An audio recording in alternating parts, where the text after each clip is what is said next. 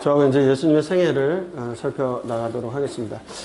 특별히 예수님의 생애는 교회 오래 다니신 분들은 교회 연수가 차면 찰수록 예수님에 대한 이야기들, 예수님에 대한 단편적인 이야기들이 많이 알고 있는데 구슬이 서말이어도 꿰어야 보배인 것처럼 예수님께서 공생의 기간 동안에 어떤 활동을 하셨는지, 몇 년 차에 어떤 일들이 있으셨는지를 알아간다면 오히려 더 입체적으로 예수님을 이해할 수 있게 될 겁니다. 예수님의 공생애를 3년이라고 하는데 그 3년의 기준은 또 무엇이고, 누구나 다 알고 있으면서도 불구하고 그거의 기준점들은 알지 못하고 몇 년 차에 무엇이 있었는지를 잘 이해하지 못하게 되기 때문에 그것을 좀 깨어야 될 필요성도 있습니다. 그래서 예수님의 생애 살펴나가도록 하겠습니다. 먼저 마태, 마가, 누가, 요한, 사복음서 각 권대로 살펴보기 전에 예수님의 생애를 통해서 살펴보려고 하는데, 마태, 마가, 누가, 요한은요, 이 사복음서는 서로 특징도 다르고 대상들도 다릅니다. 그렇기 때문에 그 한편 순서대로 예수님의 생애가 기록된 것도 아니고, 마태, 마가, 누가, 요한 공동체가 다양한 배경 속에서 다양한 사람들에게 이렇게 강조점을 달리하면서 쓰고 있기 때문에 주제별로 중요한 사건만 기록되어 있는 것들이 있습니다. 그래서 예수님의 생애를 특별히 큰 구조로 구성해 볼 필요성이 있다라고 생각되어지기 때문에 저희가 예수님의 생애를 해 나갈 것입니다. 먼저 이 예수님의 생애를 잡는 기준 연대 가운데 우리가 좀 살펴봐야 될 것들이 있는데요.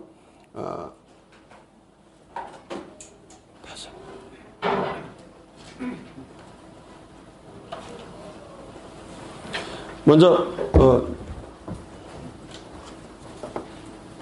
이쪽으로 좀 더 틀어주시고, 됐어요. 됐죠?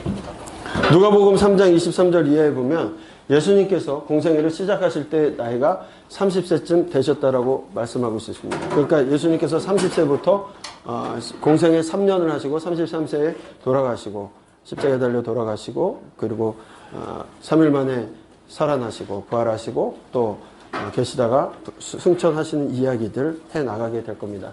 요한복음에서는 만 3년에 사역하시고 네 번째 유월절에 예루살렘에 오르셔서 돌아가셨다라고 표현되어 있습니다. 그러니까 유월절 네 번째 만 3년을 꽉 채우시고 승천하시는 것으로 저희가 볼 수 있습니다. 마태복음 2장에서는 헤롯 왕 때 동방박사대의 기사가 기록되는데, 헤롯 왕이 역사적으로 죽은 해가 기원전 4년입니다. 그러니까 예수님께서는 허구의 인물이 아니고 역사 속에 실제로 존재하시는 거고, 영원하신 분께서 인간의 한계적인 시간이라는 개념으로 들어오셨던 시기가 분명히 있으셨는데, 그것이 헤롯 왕을 기준으로 봤을 때는 이 기록들이 기원전 4년 전에 있었던 것이다, 이렇게 볼 수 있는 겁니다. 또 하나, 누가복음 2장 1절로 2절에 보면 아구스도의 호적을 하게 되는데, 이 구레뉴가 수리아 총독되었을 때 있었던 사건으로 보여지는데, 이 구레뉴에 대해서는 AD 6년에서 9년 총독이었다는 견해와 함께 또 로마의 비문에 보게 되면 기원전 2년경부터 구레뉴 총독이 기록이 남아있는 것을 보아서는 기원 전으로 가는 것이 맞다, 이렇게 여겨지고 있습니다. 특별히 하나 더 기억해야 될 것이 예수님의 공생애 가운데 기원전 1년 다음에 Before Christ, 예수님 오시기 전 기원 전과 아도미 도미네라는 이야기를 통해서 AD라고 할 때 0년이 존재하지 않습니다. 그러니까 기원전 1년과 그 다음에 AD 1년으로 바뀐다는 것, 0년이 없다라는 것도 기억하시고 그 가운데 이제 만들어 가고자 합니다. 특별히 저희가 이 예수님의 세례받으신가 가나 혼인잔치에서 첫 이적을 행하십니다. 그렇죠? 예수님께서 세례받으시고 가나 혼인잔치에 참여하셨는데, 여러분 잘 아시잖아요. 물이 변하여 포도주 되는 사건. 늘 어린 아이 때부터 노래했잖아요. 물이 변하여 포도주 됐네. 그거 했었지 않습니까? 그러나 이 기간들이 공생의 기간에 포함시켜서 마태마가 누가복음에서는 이야기를 합니다. 근데 이 기간을 저희는 아직 예수님께서 자신의 때가 이르지 않았다라고 말씀하시는 요한복음의 이야기를 듣고, 또 예수님 말씀만 만 3년의 공생의 기간의 기준을 4번의 유월절로 잡기 때문에 이 부분은 공생의 기간으로 집어넣지 않고 공생의 준비 기간으로 빼놓았다라는 것 특징으로 좀 보셨으면 좋겠습니다. 그리고 예수님께서 세례받으신 것 가나 혼인잔치를 공생의 준비 기간으로 우리가 포함시켜서 설명을 해 나가도록 하겠습니다. 자, 이 표를 잘 보이시나요? 잘 안 보이시죠? 네. 눈이 침침하고 잘 안 보이실 수도 있는데, 그래도 한번 잘 보셨으면 좋겠어요. 먼저, 기원전 4년 베들레헴에서 예수님이 탄생하십니다. 예수님이 탄생하셨을 때 제일 먼저 온 사람들이 누구냐면, 목자들이죠. 그 시대의 목자들이라는 사람들은, 세리와 마찬가지로 목자들은 양들을 치고, 염소를 치우고 그러기 때문에, 안식일이라는 개념을 제대로 지키지 못했어요. 그래서 많은 사람들이 목자 역시도 죄인처럼 취급을 하는 사람들인데, 그 낮고 천한 그 사람들이 제일 먼저 예수님의 탄생의 소식을 서신을 통해서 듣게 되고 예수님을 방문하게 되는 일들이 먼저 있었다라는 거죠. 그리고 나서 예수님께서 성전에서 정결되실 난지 8일 만에 할례를 행하는 그 일들을 행하게 되고요. 어느 집에 있을 때 동방박사들이 방문하게 됩니다. 자, 동방박사 몇 분이 오셨을까요? 동방박사 세 사람 아니죠. 동방박사들이 세 사람 왔는데 그 지역에 마을에 소동이 일어날 정도로 그러진 않을 겁니다. 아마도 많은 사람들이 왔을 것인데, 학자들은 뭐 12명 이상으로 보기도 합니다만, 그렇게 왔을 때에 그들이 바친 예물이 세 가지죠. 그래서 찬송가도 바뀌었습니다. 동방박사 세 사람이라는 걸 빼버리고 그렇게 바뀐 것처럼 되어져 있습니다. 그리고 나서 헤롯이 1, 2세 된 어린 아이들을 죽이라는 명을 받게 되어져서 하나님 천사를 통해서 말씀하셔서 피난을 가시게 됩니다. 애굽으로 피난을 가시게 되죠. 네. 그리고 애굽에서 이제 헤롯이 죽고 나서 다시 한번 하나님 말씀하신 가운데 나사렛으로 와서 나사렛에서 정착하게 되어집니다. 네. 태어나신 곳은 베들레헴이나 나사렛에서 정착하셨고요. 그 다음에 AD 9년, 그러니까 예수님께서 12살 되시던 해에 성전을 방문하시게 되어져요. 근데 보통 유대인들은요, 12세에서 13세에 성인식을 합니다. 그러니까 그 개념을 가지고 아마 참여하신 것 같기도 한데요. 예수님께서 성전에 올라가셨을 때 그 스토리는 너무나 잘 알고 있는 거 아닙니까? 부모들이 찾았을 때 예수님은 성전에 계셨고 부모들은 같이 막 길을 가다 보니까 아이가 없어진 거예요. 놀랄 일이죠. 근데 예수님께서 그곳에서 계시면서 랍비들과 또 그 사람들과 얘기하는 것들을 보면서 내가 아버지 집에 있을 줄 왜 모르냐 이런 이야기를 하시죠. 결국 예수님께서는 12세 때부터 예수님이 어떤 존재시라는 걸 알았을까요? 알았죠. 네. 알고 계셨다라는 겁니다. 그리고 그 다음에는 나사렛에서 목수 활동을 지속적으로 해 가십니다. 드디어 AD 27년 유대 지역에서 이제 예수님이 공생의 시작을 해 나가야 될 차례가 되어집니다. 공생의 준비 기간 가운데 유대 지역에서 먼저 세례를 받으십니다. 세례를 받으시고요. 그 다음에 유대 강에서 40일 동안 금식 기도를 하시는 일들이 있게 되어집니다. 사단의 시험을 통과하게 되어지고요. 그리고 이제 갈릴리 지역으로 오셔서 에논이라고 하는 그 요단 강가에서 네 제자를 만나시게 됩니다. 근데 사실은 네 제자가 아니라 이 기록을 네 명의 제자들의 이름을 쓰면서 기록하고 있는 이가 요한복음에 나와요. 그래서 아마도 요한복음의 저자인 요한도 그곳에 있었던 것으로 본다면 네 제자 내지는 5제자가 예수님의 제자가 되어집니다. 그러고 나서 가나 혼인잔치를 참여하시게 되는 것이 공생의 준비기간의 이야기입니다. 그리고 나서 가버나움으로 가시게 되는데, 자, 지형으로 본다면 여러분 베들레헴, 애굽, 나사렛에서 다시 예루살렘, 나사렛 이렇게 가시죠. 그리고 유대 지역에 내려가십니다. 유대 땅에 가셨다가 공생의 준비 기간 동안에 어디로 다시 오십니까? 갈릴리. 지형이 기억이 나십니까? 원래 이제 예수님의 공생애나 이거 하기 전에 신약 배경사 저희가 이제 점심 먹고 나서 지도를 그때 해요. 시간 배정이 잘라지는 것 때문에 그렇게 했는데 지도를 보셨으면 더 기억이 쉬워질 텐데, 그래도 구약 때 기억나시죠? 안 나세요? 나시죠? 나시는 건 강사가 뛰어나거나 여러분들 머리가 좋은 것이고요. 안 나시면 여러분들 머리가 네, 그런 겁니다. 그래서 공생의 준비 기간 동안 이렇게 유대 지역 갈릴리로 오르락 내리락 하셨습니다. 그리고 이제 6월절이 됐어요. 공생의 1년차의 시작이 됩니다. 기준이 뭐라고 했습니까? 6월절입니다. 뭐라고요? 6월절입니다. 6월절이 됐습니다. 예수님께서 성전에 오르십니다. 성전에 오르셔서 제일 먼저 하신 것이 성전을 척결하는 사건이었어요. 하나님 앞에 기도하는 그 성전, 하나님이 함께 하시고자 하는 그 성전이 장사하는 장사꾼들에 의해서 변질되어져 있었을 때 예수님께서 가서 모든 것들을 엎으시죠.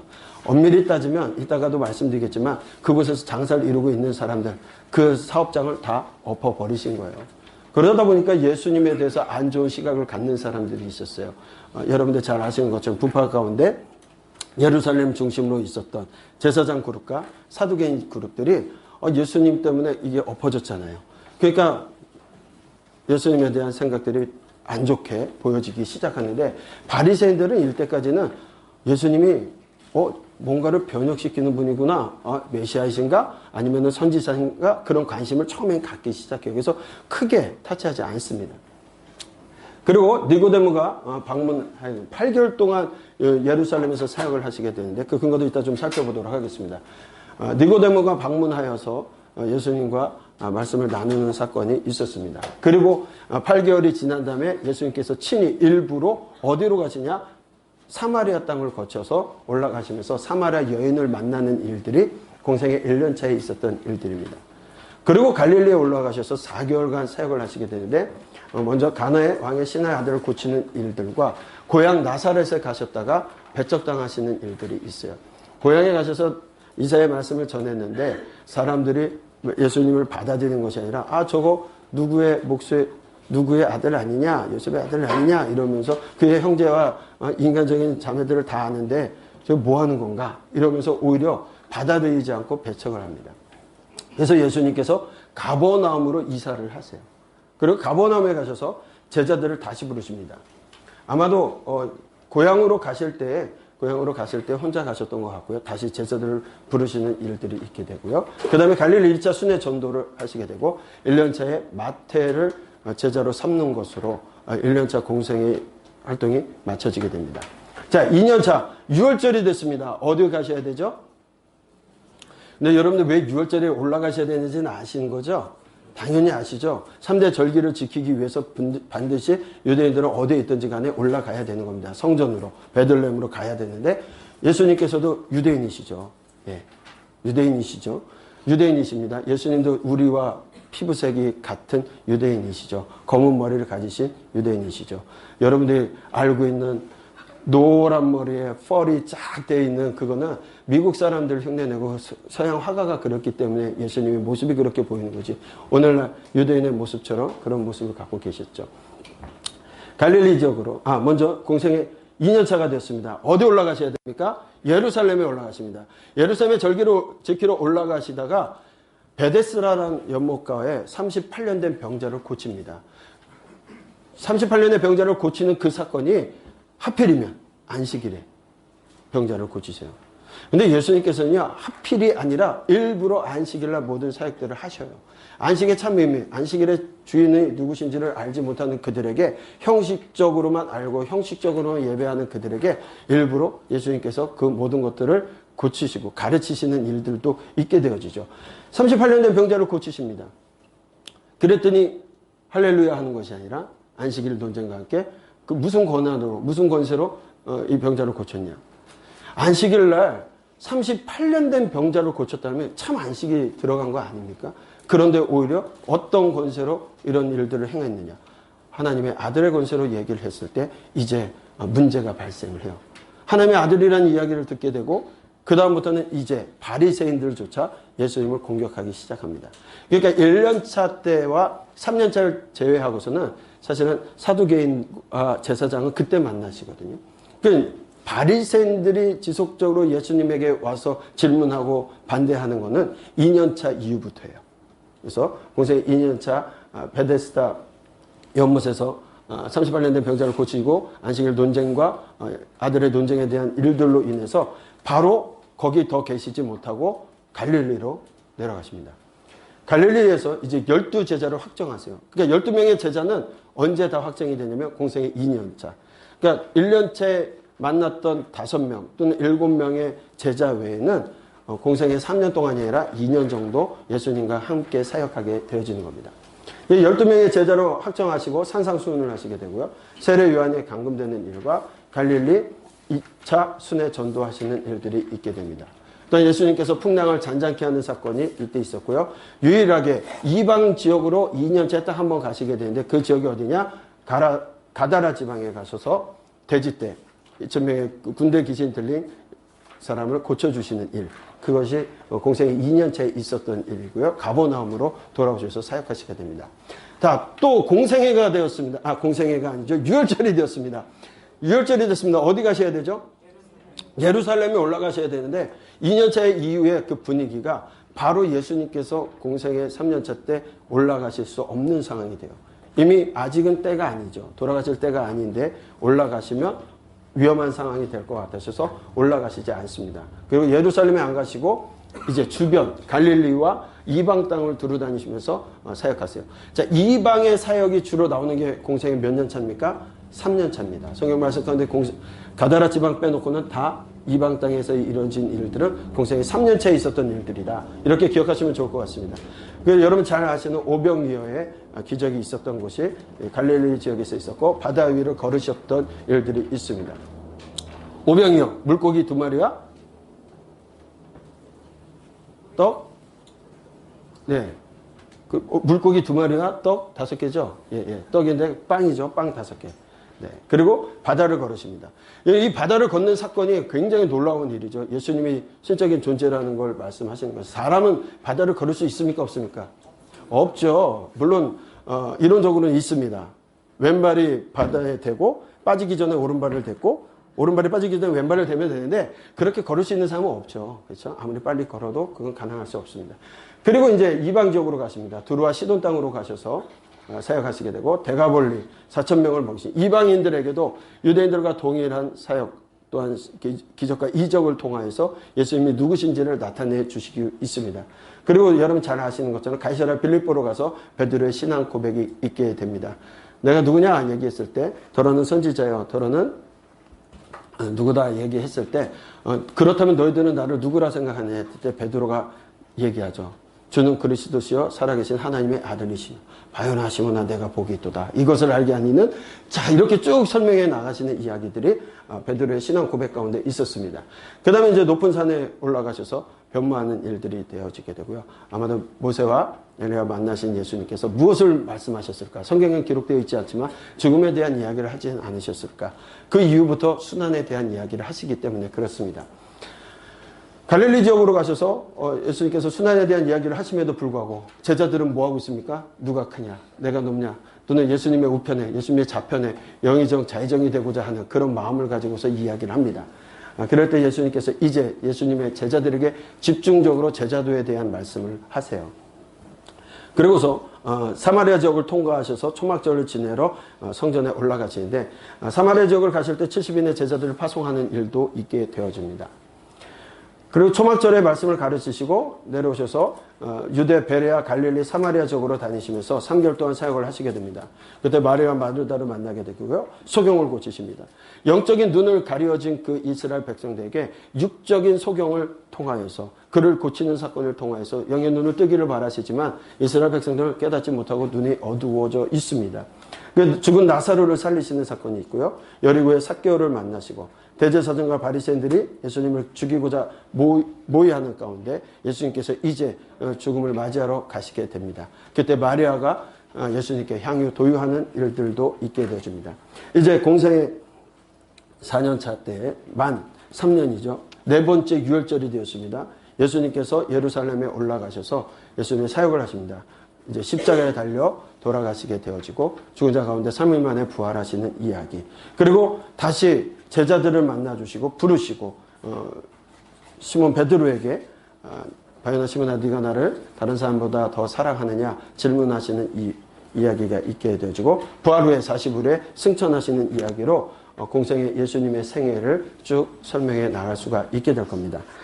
자, 이것을 저희가 마인드맵으로 한번 또 이렇게 간단하게 한번 봤어요. 지금 쭉 설명을 해드렸는데 안 적으셔도 됩니다. 반복할 겁니다. 반복하기 때문에 여러분 머릿속에 들어오게 될 거고요. 마테마가 누가 요한복음에 보면은 그 이야기를 할 때 이게 몇 년 차구나 딱 들어와요. 신기한 일이죠. 정말 감사한 일입니다. 예수님의 생애는 기원전 4년부터 AD 30년까지 부활 승천하실 때까지 이야기로 되어져 있습니다. 먼저 공생의 전에는 예수님의 탄생. 자, 지형이 어디로 갔다 어디로 오신지 잘 생각해 보십시오. 그 다음에 예수님의 피난 어디로 가셨죠? 애굽. 예수님의 소년기 어디에서 어디로 오십니까? 나사렛에서 예루살렘 오셨다 다시 나사렛으로 가십니다. 그 다음에 공생애입니다. 이분은 공생애인데 공생애 준비 기간에 유대로 내려오십니다. 그렇죠? 유대로 오시게 되고 여기서 뭐 하시죠? 네, 세례를 받으시고 40일간 금식 기도 하시는 일들이 있게 됩니다. 금식하시는 일들이 있게 되고요. 그리고 갈릴리 사역 가운데 올라가십니다. 올라가면서 5명의 제자를 만나시게 되고 4명 내지 5명의 제자를 만나시고 가나에 가서 가나 혼인잔치에 참여하십니다. 아직 때가 이르지 않았지만 예수님의 기적과 이적을 통하여서 그 4명, 5명의 제자가 예수님이 누구신지를 믿기 시작했다라는 것으로 이야기가 되어지고요. 그 다음 공생애 1년차 6월절이 됐습니다. 어디 가셔야 됩니까? 예루살렘에 올라가셔야 돼요. 절기를 지내러 올라가셔야 됩니다. 올라가시면서 제일 먼저 하신 것이 성전 청결입니다. 그렇죠? 그리고 그곳에서 많은 사람들을 8개월 동안 가르치시고 치료하시고 그런 일들을 하시게 되어집니다. 하늘 천국 복음을 전파하시게 됩니다. 그때 니고데모가 찾아와서 예수님과 대화하는 이야기가 있게 되어지고 이제 갈릴리로 다시 올라가실 때에 사마리아를 통해서 사마리아 여인을 만나게 되시고요. 갈릴리에 가셔서 1차 갈릴리 순회 전도를 하시게 됩니다. 공생애 2년차 6월절이 됐습니다. 어디 가셔야 됩니까? 6월절 지내러 예루살렘에 가셔야 돼요. 가시다가 38년 된 병자를 베데스다에서 고치는 사건으로 인해서 아들 논쟁으로 인하여 거기에 더 계시지 못하고 갈릴리로 오시게 됩니다. 그래서 갈릴리에서 주요 사역을 오랫동안 하시게 됩니다. 공생애 3년차가 되었습니다. 6월절이 되었습니다. 어디 가셔야 됩니까? 절기를 지내러 가셔야 되지만 때가 이르지 않았기 때문에 가시지 아니하고 갈릴리 지역과 그 다음에 이방 지역을 두루 다니시면서 사역하시게 되어집니다. 그리고 예루살렘에 올라오셔서 이제 만 4년차가 될 때, 3년차가 되었을 때 네 번째 6월절에 올라오셔서 십자가에 달려 돌아가시게 되어집니다. 부활하신 후에 예루살렘 사역하시고 갈릴리로 가시는 이야기. 오르락 내리락 하시면서 하셨던 모든 것들이 여러분들 예수님의 생애 가운데 좀 기억이 나셨으면 좋겠습니다. 자, 이제 이것을 도표화해서 보도록 하겠습니다. 먼저 공생애 전입니다. 탄생, 피난, 소년기의 시절이 있었고요. 공생애 준비 기간은 유대, 갈릴리. 3번을 반복하는 겁니다. 그렇죠? 네. 그 다음에 공생애 1년차에 예루살렘, 갈릴리 사역, 공생애 2년차에 예루살렘, 갈릴리 사역, 공생애 3년차에 갈릴리, 유대, 베레아 사역, 그 다음에 예루살렘, 이방 땅 사역까지 하시게 되고요. 부활 후에 예루살렘 부활하시고 갈릴리로 가셨다가 다시 예루살렘에 올라오셔서 승천하시게 되는 이야기로 마무리되어지게 될 겁니다. 자, 공생애 전 이야기들을 한번 살펴보겠습니다. 탄생입니다. 예수님의 탄생이 예고되어집니다.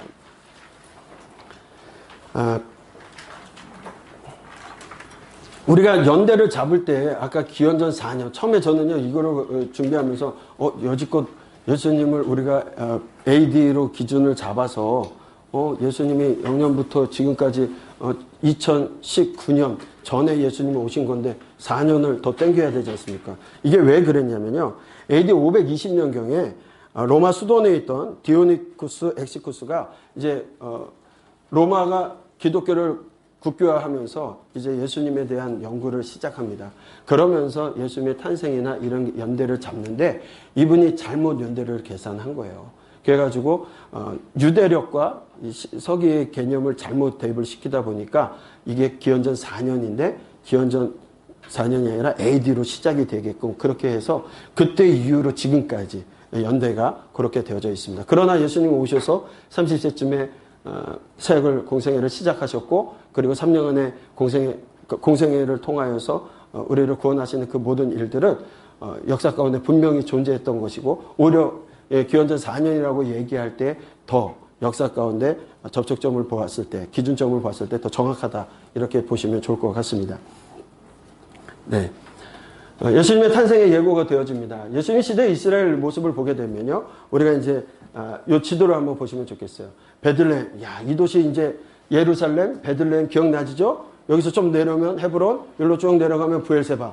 야, 구약 때 지도했던 거 기억나시죠? 근데 이 지역이 유대 땅입니다. 유대 땅이고 그다음에 밑에는 이두메라는 중간사 배경 가운데 이제 이야기하게 되는데 예수님께서 이 땅에 오실 때는 분봉왕이 이두메 사람이었던 사람이 헤롯이 누가 분봉왕이었죠? 아그리빠였나요? 아무도 모르시니까 그냥 넘어가겠습니다. 자, 사마리아 지역이 있습니다. 사마리아는 기원전 722년에 아수르에서 멸망한 후에 그들의 통합정책, 혼합정책에 의해서 사람들 이주하고 결혼을 강제적으로 시켰습니다. 그러다 보니까 섞였어요. 섞여버리니까 이스라엘 사람들의 남유다 사람들이 이스라엘 옛 사람들을 볼 때 자기들이 뭔가 더 잘해가지고 남아있던 건 아닌데 하나님의 은혜로 남아있음에도 불구하고 북이스라엘 사람들을 차별하기 시작해요. 이방인을 갖다가 지옥의 땔감 정도로밖에 생각하지 않던 그들이 그들보다도 더 못한 존재로 사마리아인들을 생각한 겁니다. 그 역사 가운데 사마리아인과 유대인들 가운데 역사적으로 지내면서 문제들이 많이 발생했었죠. 그래서 같이 상종을 하지 않습니다. 예수님 당시에도 상종하지 않아요. 그러다 보니까 여기와 여기가 분리되어 있었는데 갈릴리라고 하는 이 지역이 로마 때 유대로 편입이 되면서 유대 사람들이 갈릴리로 가서 살게 됩니다. 그러니 이곳을 왕래해야 되는데 왕래할 길이 사마리아를 통과하는 길이 있었습니다. 그렇죠. 여러분들 길 가운데 해안길이 있었고 다 어디로 통과했습니까? 나사렛 통과했었죠. 그 다음에 또 어떤 길이 있었습니까? 중부산지 기간에 족장길이 있었죠. 그 족장길에 다니는 이 길을 통해서 올라가면 편한데 그 길을 가지 못해요. 그래서 어떻게 내려가냐면 나사렛에서 여기를 갈 때는 이렇게 요단 계곡길을 통하여서 쭉 내려와서 이방 땅을 거쳐서 여리고를 통해서 베들레헴으로 예루살렘으로 올라가게 되는. 그리고 다닐 때도 일부러 이렇게 더 먼 길이지만 더 험난한 길이지만 그 길을 통하여서 다니게 되었다. 왜냐하면 이따가도 좀 살펴보겠지만 사마리아 사람들도 유대 사람들에 대한 감정이 좋지 않습니다. 그래서 유대로 예배드리러 올라가는 사람들을 죽이기도 하고 그런 일들이 많이 발생했기 때문에 그쪽으로 가지 않는 그렇게 되어져 있었는데 예수님께서 1년차 때는 또 일부러 거기를 가세요. 그래서 사마리아, 이두메, 베레아 그리고 갈릴리 지역 이 위에는 페니키아, 두로와 시돈이 있었던 페니키아 지역이고요. 가다라 지방이 있었던 곳은 데가볼리라고 행정구역이 로마 때 그렇게 이루어져 있습니다. 바타네아 뭐 이렇게 여러 가지 이름들이 있고요. 가이사랴 빌립보라고 하는 것은 가울라니티스라고 하여서 그곳에 신앙 고백이 있었던 자리이기도 합니다. 예수님의 탄생이 예고되는 그 시기의 지도를 한번 기억하시면 좋을 것 같고요. 이 모든 일들이 예수님이 탄생한 것은 주께서 선지자로 하신 말씀을 이루려 하심이라고 말씀하여 주셨습니다. 이사야 예언처럼 처녀가 잉태하여 아들을 낳을 것이요 그의 이름을 임마누엘이라 하리라. 이를 번역한 주 하나님 우리와 함께 계시다. 하나님께서 이 땅에 오셔요. 우주 만물의 주인이신 하나님께서 육체의 옷을 입고 인간의 옷을 입고 오셨어요. 근데 예수님께서 이 땅에 오실 때 어떤 모습으로 오셨냐? 많은 사람들이 이제 예수님이 오신 베들레헴 예수 탄생교회 여기를 많이 방문하고 하는데 예수님이 나신 곳에 예수님이 누울 곳이 없어서 구유에 나셨다. 그러니까 예수님 모든 걸 비우고 천한 모습으로 오셨다 말씀들 많이 하십니다. 맞습니다. 그런데요. 예수님께서 왕국의 황제로 태어나셨다 한들 이 우주의 주인이신 분께서 인간의 옷을 입고 오신 자체가 모든 걸 비우고 오신 거죠. 그렇죠? 제가 이 얘기할 때 꼭 하는 얘기가 있습니다. 반복적으로 얘기하지만 이런 강아지 애완견들을 굉장히 사랑하고 좋아하는 분들이 있어요. 그래가지고 뭐 보이, 걸 이름도 적어주고요. 내 새끼라고 하면서 목욕도 같이 하고요. 밥도 같이 먹고요. 잠도 같이 자기도 합니다. 내 침대에 오르게도 하고요. 그런데 그렇게 사랑한다 해서 개집에 들어가서 개밥그릇에 같이 먹지는 않아요. 예수님께서 이 땅에 하나님이 이 땅에 예수님의 모습으로 육신을 입고 오셨다는 것은 그보다 더한 일이거든요. 비교가 되지 않는 일이거든요. 예수님께서 이 땅에 이렇게 우리를 위하여 오셨습니다.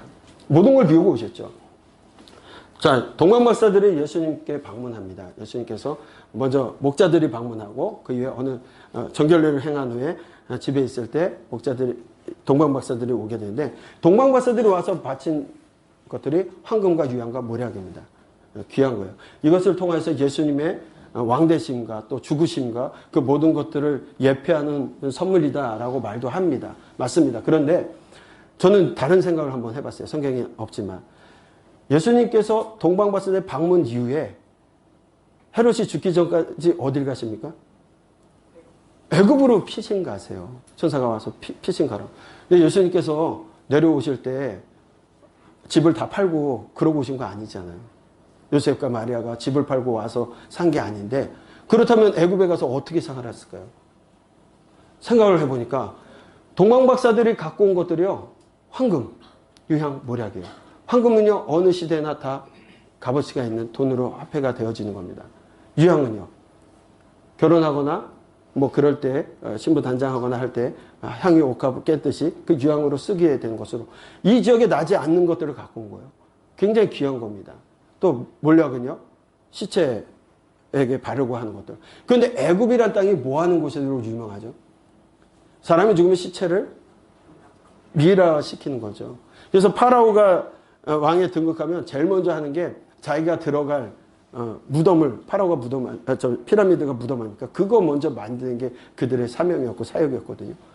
결국 그 지역에서 가장 돈의 값어치가 될 수 있는 것들이 이거예요. 성경에 없지만 저는, 이야, 하나님께서 이렇게 준비하셨구나. 저만 혼자 그렇게 생각했다라는 얘기입니다. 여러분들도 동조하신다면, 아, 그럴 수 있겠구나. 일리가 있네. 그 정도 생각하시면 좋을 것 같습니다. 공생애 전에 이제 피난하시게 되어지는데요. 애굽으로 가십니다. 베들레헴에서 애굽으로 가시게 됩니다. 자, 예수님께서 베들레헴에서 출생하시고 정결례식을 위해서 예루살렘에 가셨다가 환상을 보시고 그 다음에 꿈에 나타나셔서 피신을 갑니다.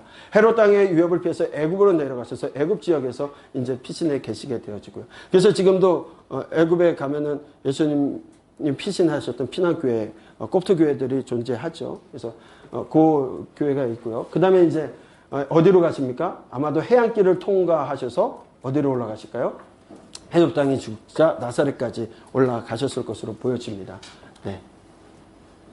그리고 12세가 되었을 때 유월절을 지키기 위해서 예루살렘에 올라오셨다가 다시 올라가시는 이야기. 그때는 아까도 말씀드린 것처럼 여기를 통해서 내려와서 동부로 가셔서 다시 여리고를 통해서 예루살렘으로 올라오셨던 것으로 보여지고 다시 그 길을 통해서 올라가신 것으로 보여집니다.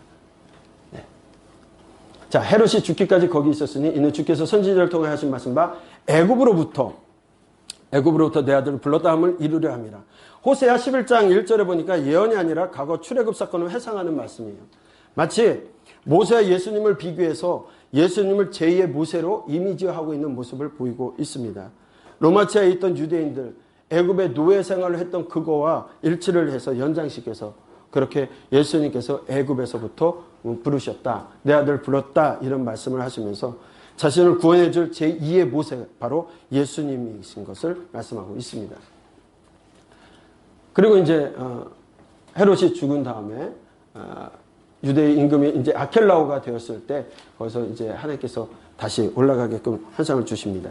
그 말씀도 나사렛이라는 동네에 가서 사니 이는 선지자로 하신 말씀에 나사렛 사람이라 칭하리라 말씀하시는데요. 이거를 찾아봤어요. 선지자의 말씀에 구약 성경 가운데 나사렛 사람이라고 하는 것들을 찾아봤더니 없어요. 그렇게 말씀하신 성경 구조는 없더라고요. 아마도 이 나사렛은요, 수불론 지방의 땅, 이사야 9장 1절로 3절을 보니까 수불론 땅과 납달리 땅, 이방의 갈릴리라는 표현이 되어져 있습니다. 예수님께서 메시아심을 이루기 위해서 나사렛에서 오셨다라는 의미로 이렇게 표현을 했던 것으로 보여집니다. 네. 공생애 전에 이제 예수님께서 성장 가운데 12세 예루살렘의 성전에 올라오시는 이야기 아까 살펴보았습니다.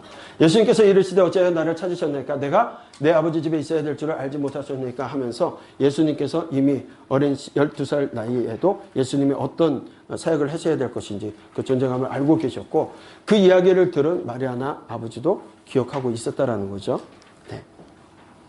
이제 공생의 준비 기간입니다. 훌쩍 뛰어넘어서 이제 예수님께서 30세가 되어지는 나이로 넘어가게 됩니다.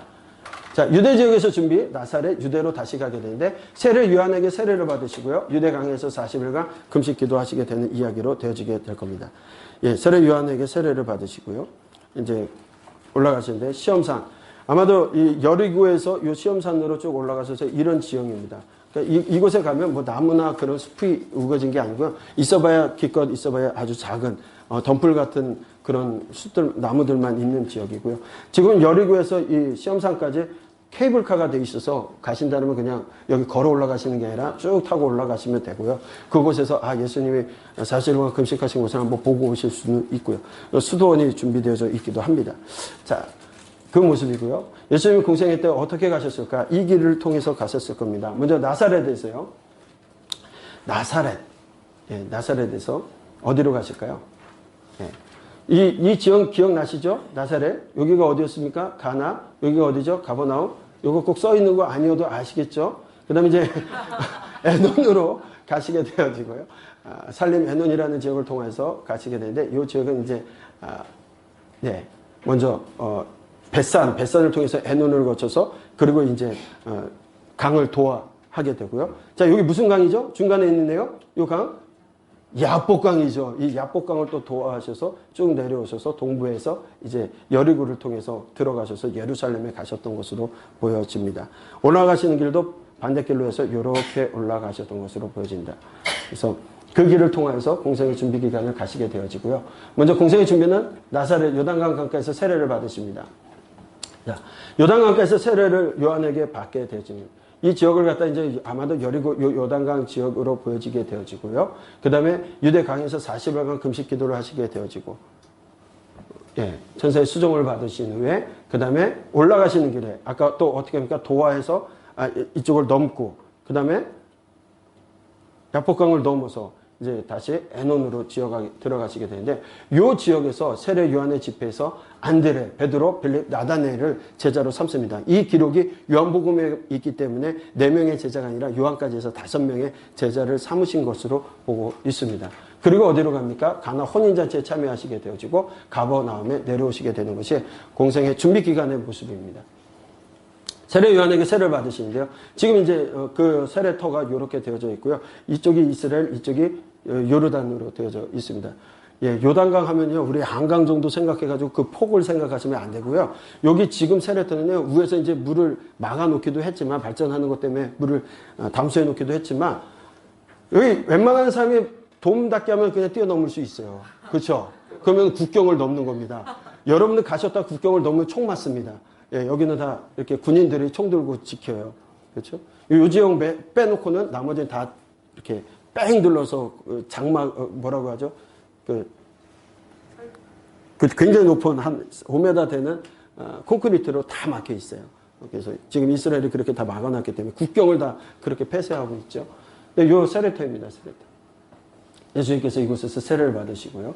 그 다음에 40일간 금식하는데, 아까 보여준 것처럼 이런 광야, 시내산, 시험산도 이런 광야에 조그만 숲을 정도 있는 그런 곳에서 40일간 금식하셨다. 예. 네. 보셨죠? 그리고 에논에서 4명의 제자를 알고 가나 혼인잔치를 가시게 됐는데, 자, 이건 말씀드렸고요. 가나 혼인잔치. 가나 혼인잔치를 보시게 되면요, 여러분 물이 변해 표도주 됐다는 사건도 너무나 잘 아시는데 그 내용을 한번 자세히 보세요. 포도주가 떨어졌어요. 그러면은 물을 어디에다 채워야 됩니까? 포도주가 떨어진 포도주 병에다 채우셔야 되는데 예수님은 어디에다 채우라고 하시죠? 정결례를 행하기 위해서 그들이 물을 받아놓는 곳이죠. 그들은 이제 장로들의 유전이라든가 정결례를 통해서 어떻게 해야 되냐면 음식을 먹기 전에 반드시 손을 씻어야 되기 때문에 집에 가면요 큰 항아리가 있고 그거를 물을 떠서 손을 씻는 곳이 반드시 있습니다. 그 큰 곳에 물을 채워요. 뭔가 이상하지 않습니까? 당연하게 보셨죠? 왜 거기에다 굳이 채우시고 그걸 포도주로 바꾸실까? 성경에 나오지 않지만 아마도 정결례라는 그 의식이 예수 그리스도를 통해서 새로운 시대가 열림을 보여주는 건 아닐까, 그런 생각들도 해보게 되어집니다. 그냥 우리가 이렇게 성경을요 정독하시고 다독하시다 보면, 다독하면 큰 그림이 그려지는데 정독하다 보면 단어 하나에 큰 의미들이 다가오거든요. 그러다 보면 이제 묵상도 해보고 이거 무엇을 말씀하는 걸까, 희한한 해석이 아니라 보편타당하게 이래서 이러신 건 아닐까 하는 일리 있는 생각들이 아마 되어지게 될 겁니다.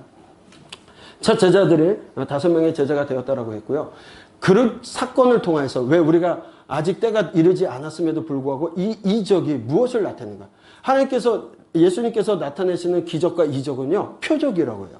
반드시 무엇을 나타내시기 위해서 그 이적과 기적을 행하시는데 아마도 그 표적은 물이 변하여 포도주 되는 사건을 통해서 그곳에 따라왔던 제자들이 예수님이 누구시구나 라는 고백에 믿음이 생겼다는 거죠. 물론 그들이 만났을 때 뭐라고 얘기하냐면 안드레는 예수님 메시아이시고 빌립은 모세가 율법을 기록하였고 여러 선지자가 기록한 그 일을 만났다고 얘기했고 나다넬은 예수님이 하나님의 아들이시죠, 이스라엘의 임금이심을 증언했던 것처럼 그들의 신앙 고백이 이분이 그런 분이시구나라는 믿음을 갖기 시작했다라고 표현하고 있습니다.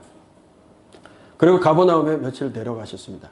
자, 6월절이 되었습니다. 이제 공생의 1년차가 시작되어집니다. 어디 가야 됩니까? 예루살렘에 올라가셔야 됩니다. 네, 예루살렘에 올라가셔서 제일 먼저 성전을 청결하는 사건을 보시게 되는데, 먼저 공생의 1년차를 갖다가요 8개월의 사역을 하셨다라고 얘기를 합니다. 이 8개월의 사역을 한 기록은 성경에 되어져 있지 않지만, 수가성 여인을 만나서 이제 올라가시는 길에 1년차 올라가시는 길에 수가성 여인을 만나서 말씀하신 것 가운데, 너희는 넉 달이 지나야 추수할 때가 이르겠다, 이 말씀을 하십니다. 이것으로 유추해 볼 수 있는 것이 사마리아 지역에서 추수하는 때는 4월이에요. 4월. 그러면 지금 12월에 예수님께서 말씀하시는 거잖아요. 그렇다면 6월절을 전년도에 지내러 하시고서는 어디 오신 거예요? 4개월 남을 때 6월절 근처에 이제 추수를 하기 때문에 8개월간 예루살렘에서 사역을 하셨고, 그 다음에 4개월간 갈릴리로 가셨다가 다시 내려오시게 되는, 그렇게 되어지는 거예요. 전년도 12월이 되기 때문에.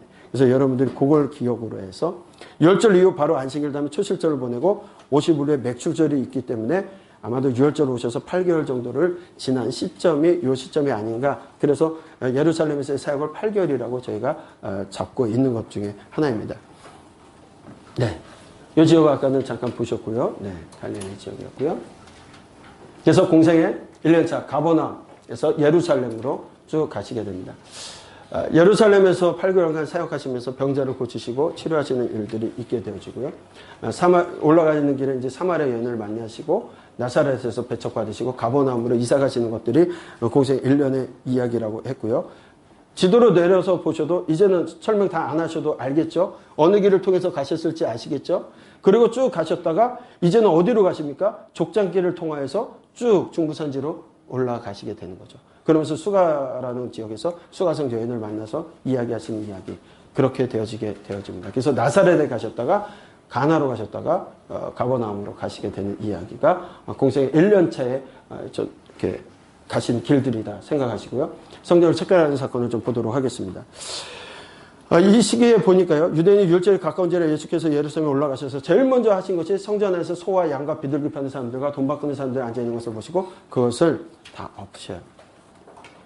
아마도 이 돈을 주고 로마로부터 대제사장직을 샀던 안나스가 제사 용품 전매청을 만들어요. 그러니까 안나스는 돈을 주고 대제사장직을 샀지 않습니까? 그러니까 돈 준 거를 다시 걷어들여야 되죠. 그러니까 제사용품 전매청을 만들어서 그곳에서 반드시 제사용품들을 사게 하는 거예요.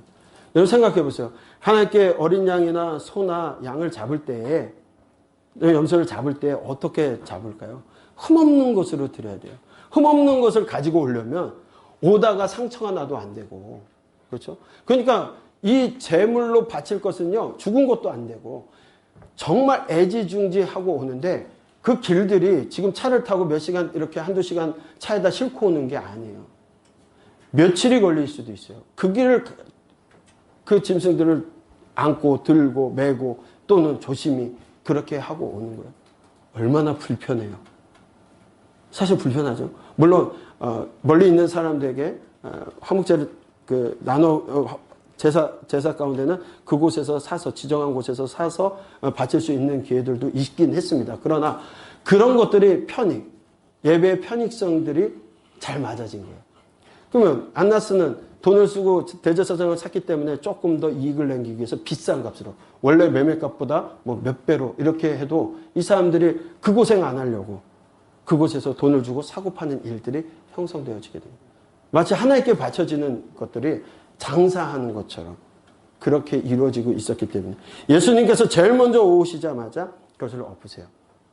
그러다 보니까 여러분, 제사장 그룹에게만 도전하신 것이 아니라 사두개파와 사두개파나 제사장들이 같이 있거든요. 사두개는 중앙정부, 그러니까 여러분들 아시는 것처럼 수도 서울 예루살렘에서 존재했던 사람, 제사장도 그곳에서 제사를 집례하기 때문에 그 근처에서 살게 되거든요. 그러니까 그 사람들에게는 적대적인 인물이 되는 겁니다. 1년차에. 그러나 바리새인들은 사두개인들과 별로 사이가 좋지 않아요. 오히려 바리새인들은 어떤 사람들이냐면 이렇게 얘기하면 모르겠지만 중앙 집권에서 이제 정치적으로 모든 것들을 갖고 있는 사람들이 예루살렘에서 살았다면 바리새인들은 약간 노동계 쪽 같은 느낌이 있죠. 서민들과 함께 살면서 그들을 가르치는 사역들을 했기 때문에 어느 곳에나 바리새인들이 있지만 그들에게는 적대적인 관계가 아니고 저분 누구시지? 선지자인가? 이런 관심들로 오히려 예수님에게 초점을 맞추고 있던 시점이 공생의 1년차의 모습이었다. 이렇게 기억하시면 좋을 것 같습니다. 예, 비둘기 파는 사람들에게 이르시되 이것을 여기서 가져가라. 내 아버지 집으로 장사하는 집을 만들지 말라 하셨습니다. 그래서 결국은 성전을 파괴하시는 것, 엎어버리시는 것이 아니라 그곳에서 장사하면서 변질시켜 놓고 있는 제사용품 전매청을 척결하는 것이 1년차에 있었습니다. 근데 이렇게 되고서요, 깨끗하게 되느냐? 그렇지 않습니다. 공생의 3년차에 또 한 번 엎으셔요.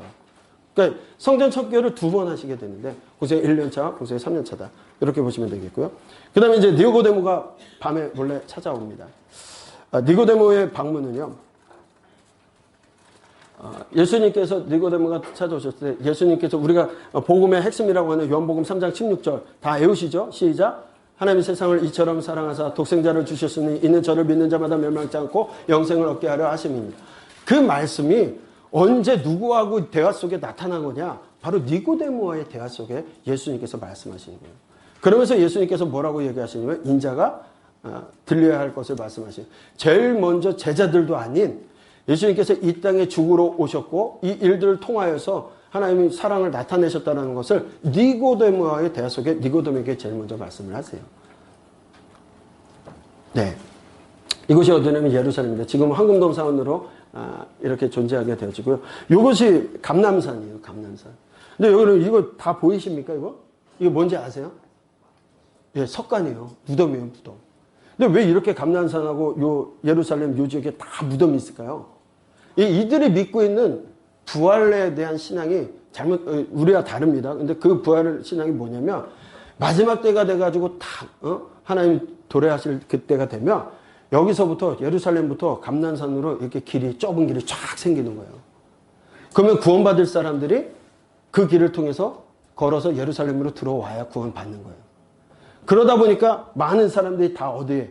감람산에 무덤을 만들고요. 돈이 좀 많고 땅값이 좀 비싼데도 내가 더 빨리 걷다가 떨어질 수도 있으니까 그 길로 내가 하겠다는 사람은 요 성전 요 앞에 쪽에다 땅을 샀다라고 하고요. 얼마나 빨리 하나님께 가고 싶으냐면 누워있지도 못해서 석관을 이렇게 세워서 집어넣어서 사람이 이렇게 들어가는 걸로 만들었다라는 이야기를 여기 계신 분한테 들었어요. 제가 확인한 바는 없습니다. 열어볼 수 없잖아요. 그러니까 그런 전설들도 있습니다만 어쨌든 그런 일들 때문에 여기는 지금 무덤으로 많이 변질되어 있고요. 예루살렘 성전의 모형인 것 같습니다. 자, 니고데모가 방문합니다.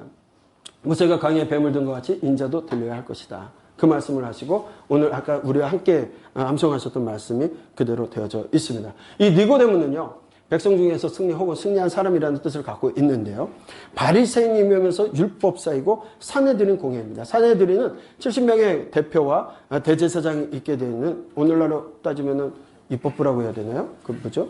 네. 그래서 재판부라고도 할 수 있고 입법부라고도 할 수 있는 그 모든 거예요. 그래서 사내들인에서 이 사람이 종교적으로 문제가 있다라면 태형을 때릴 수도 있고 그런 일들을 하게 됩니다. 물론 사람을 죽이는 것들에 대해서 로마가 점령한 상태이기 때문에 로마의 허가를 받아야 되는 상황이지만 종교적인 재판도 이들이 하게 되는 그곳입니다. 거기에 회원이었고요. 예수님에게 오셔서 중생의 이치를 예수님께서 가르쳐 주셨던 사람입니다. 야단도 맞죠. 거듭나야 하나님의 자녀가 될 수 있다고 하니까 이 거듭난다는 게 어머니의 태 속으로 들어가는 걸로 생각해서 아니 내가 이렇게 장성했는데 어떻게 어머니 태로 다시 너가 태어납니까? 네가 선생이라는 게 그것도 모르느냐 말씀하시죠. 구약에부터 쭉 이어져 나오는 하나님의 사랑의 방법, 하나님 어떻게 우리를 구원하실 건지에 대한 이야기들을 잘 알지 못했던 것으로 보여집니다. 사내는 공의에서 예수님을 정죄하는 것을 부당하다고 반박했던 사람이기도 하고요. 후에 요셉과 함께 예수님의 시체를 찾아가서 장사 지냈던 사람이기도 합니다. 나중에 보면 전설에게 따지면 니고데모도 그리스도인이 되었던 것으로 보여지고 그가 신약의 위경이라고 하는 빌라도 행전이나 니고데모 복음서를 그가 썼을 것이다 라고 보는 학자들이 굉장히 많이 있습니다. 자, 그리고 이제 예수님께서 8개월을 지나고서 올라가십니다. 올라가실 때 일부러 어딜 가신다고 했죠? 사마리아 지역을 거쳐갔어요. 사마리아에 가서 남편이 5이나 되었던 여인을 만납니다. 우물가에서. 그 여인은요, 낮 정오의 시간에 물을 뜨러 나왔어요.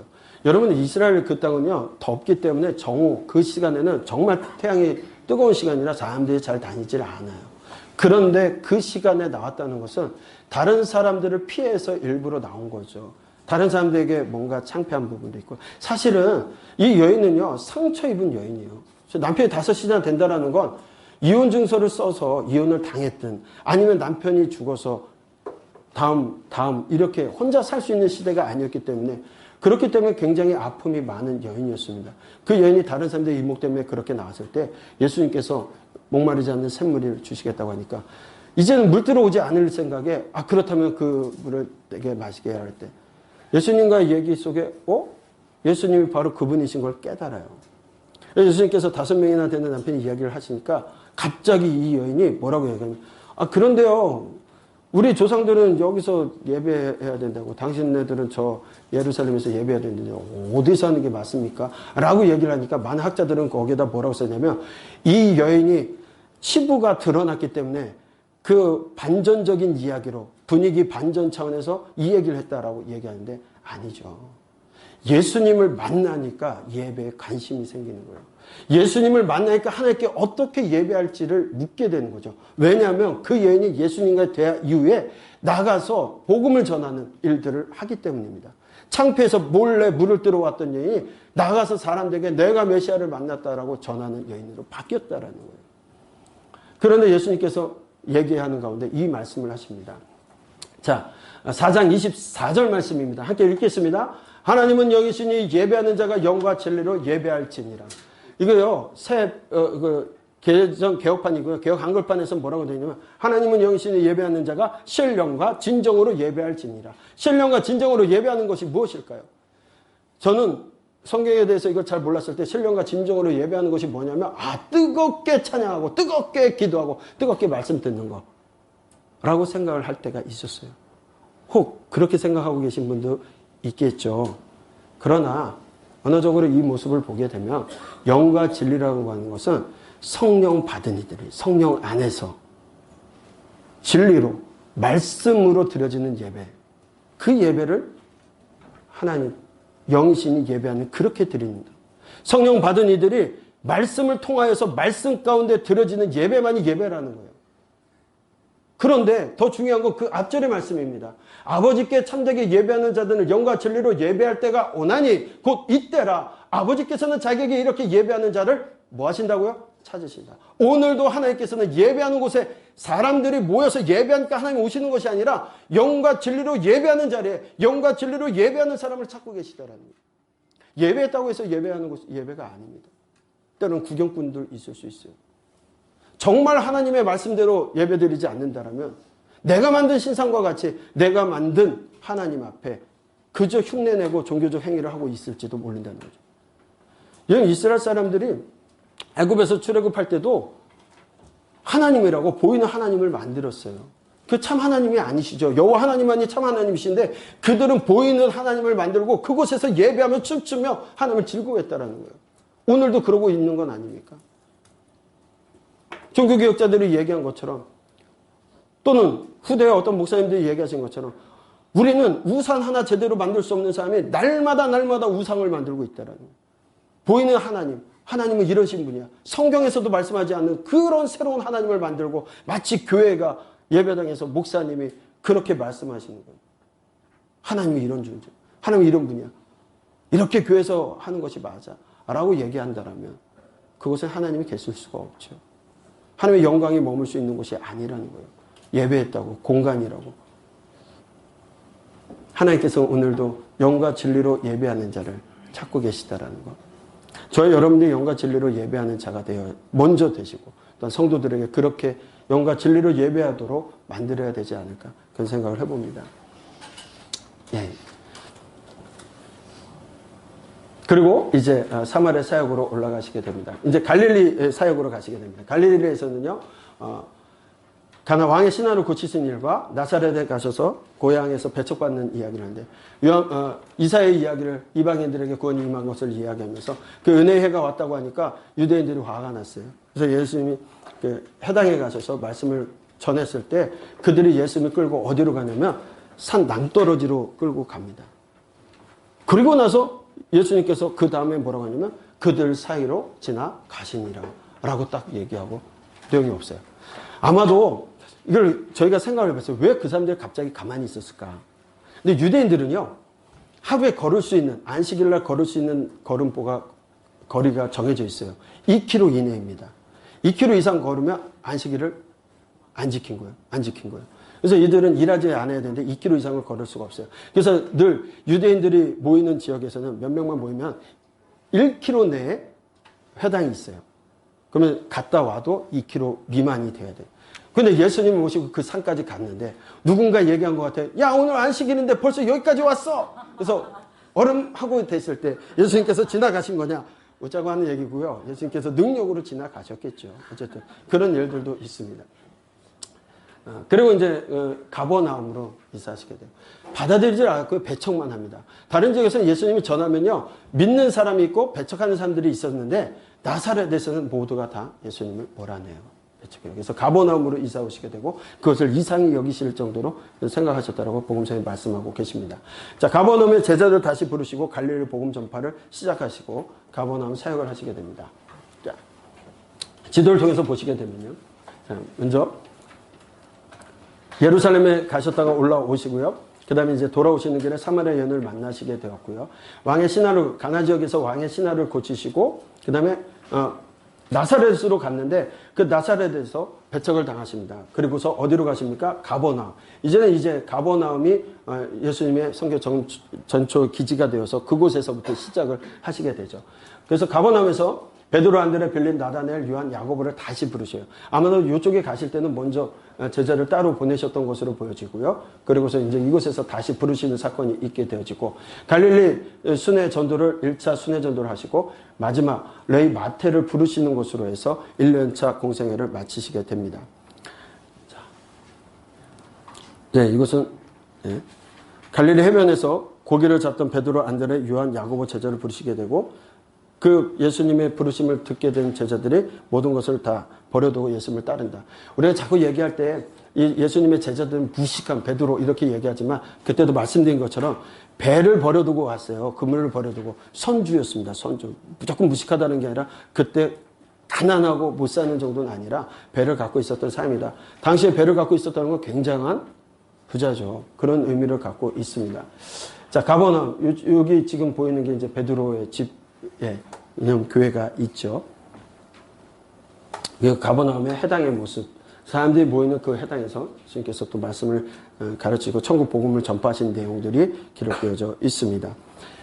자, 갈릴리 1차 순회 레위 마테를 부르시는 것으로서 마치게 되는데 1차 순회 전도는 온 갈릴리를 다니시면서 회당을 중심으로 회당에서 가르치시고 나병 환자를 고치시고 중풍 환자를 고치고 하나님 나라를 전파하시다. 병을 고치시고 또 하나님 나라를 전파하시는 것으로 되어져 있습니다. 레위 마테를 부르시는 것으로 1년차 공생애가 끝나게 됐는데 공생 1년에 베드로, 안드레, 빌립, 나다넬, 요한, 야고보, 마테 이렇게 7명의 제자가 완성되어지는 것을 보게 됩니다. 자, 공생이 2년차가 되었습니다. 6월절이 되었어요. 어디 가셔야 됩니까? 예루살렘에 가야 됩니다. 예루살렘에 올라가십니다. 올라가시다 베데스다 연못에서 38년 된 병자를 고치시게 되고 그 일로 인해서 아들의 건세에 대한 논쟁이 발생해서 거기에 더 계시지 못하고 갈릴리 사역으로 가시게 됩니다. 갈릴리 가셔서 12제자를 확정하셔서 임명하시고 산상수훈의 이야기가 12제자를 만드신 다음에 산상수훈의 이야기를 하시게 되고요. 그 다음에 세례 요한이 오실 그이가 당신이십니까? 물으실 때 예수님께서 병자가 낫고 그런 것들을 설명하시면서 바로 비유적으로 말씀하시죠. 바로 그분이 예수님이심을 나타내십니다. 갈릴리 2차 순회 전도와 바리새인들의 배척. 이제 바리새인들은 이제부터 배척한다고 했죠. 뭐 때문에? 38년 된 병자를 고치시는 이유. 그 이후부터는 바리새인들이 예수님을 배척하고 공격하기 시작한다라는 것들 말씀을 드렸습니다. 자, 공생의 2년차입니다. 공생의 2차 6월절에 예루살렘 올라가시고 베데스다 연못에서 반복하는 것은 여러분들이 익숙해지기 위해서 그림이나 지도로 반복을 하는 겁니다. 베데스다 연못의 이적을 논쟁으로 시작되었고요. 6월절 지키지 못하고 갈릴리로 돌아가셔서 거기서 2차 순회 전도하시고 데가볼리에 잠깐 가셔서 군대에 귀신 들리는 사람을 고쳐주시고 오시는 이야기가 2년차 공생의 이야기들입니다. 자, 예루살렘 사역입니다. 예루살렘에 올라가셨는데 38년 된 병자를 고치셔요. 베데스다에서. 근데 여러분들 이 베데스다에서 38년 된 병자는 38년 된 병자라는 건 오랜 기간 동안 아픈 사람이죠. 베데스다 연못가에 언제 왔는지는 알 수 없지만 움직이지 못하고 누워있는 사람이에요. 그런데 이 베데스다라고 하는 곳에 많은 병자들이 모여 있었습니다. 그리고 그 모인 곳에서 왜 모였냐면 천사가 한 번씩 내려와서 물을 동일 때 제일 먼저 들어간 사람은 어떤 병이도 낫는다라는 전설이 있었던 거예요. 하나님 그렇게 하신 게 아니에요. 하나님 그런 방식으로 일하시지 않습니다. 그런 전설이 있었을 때 사람들이 여기가 명당자리고 용한 곳이 해서 모여 있었던 거예요. 근데 예수님 그를 찾아갔을 때 뭐라고 얘기하냐면 제가 거기 들어가고 싶은데 들어가기도 전에 누군가 나를 옮겨줄 사람도 없고 다른 사람이 들어갔어요. 예수님께서 그를 고쳐주십니다. 일어나 걸으라고 하시죠. 그랬을 때 안식일 날 그가 병고침을 받았어요. 참 안식을 누리게 되었습니다. 그런데 이것을 가지고 공격하기 시작해요. 여러분 생각해 보시죠. 자기네 집에 있는 양이나 염소가 빠져 있어도 그거 건져내는 사람들이 한 생명이 정말 안식을 얻게 되는 일을 보게 되었는데 진정한 안식의 의미를 모르고 형식적인 절기를 지키는 그 안식일을 범했다라고 안식일의 주인이 오신 그분을 알아보지 못하고 그렇게 공격하고 배척하는 겁니다.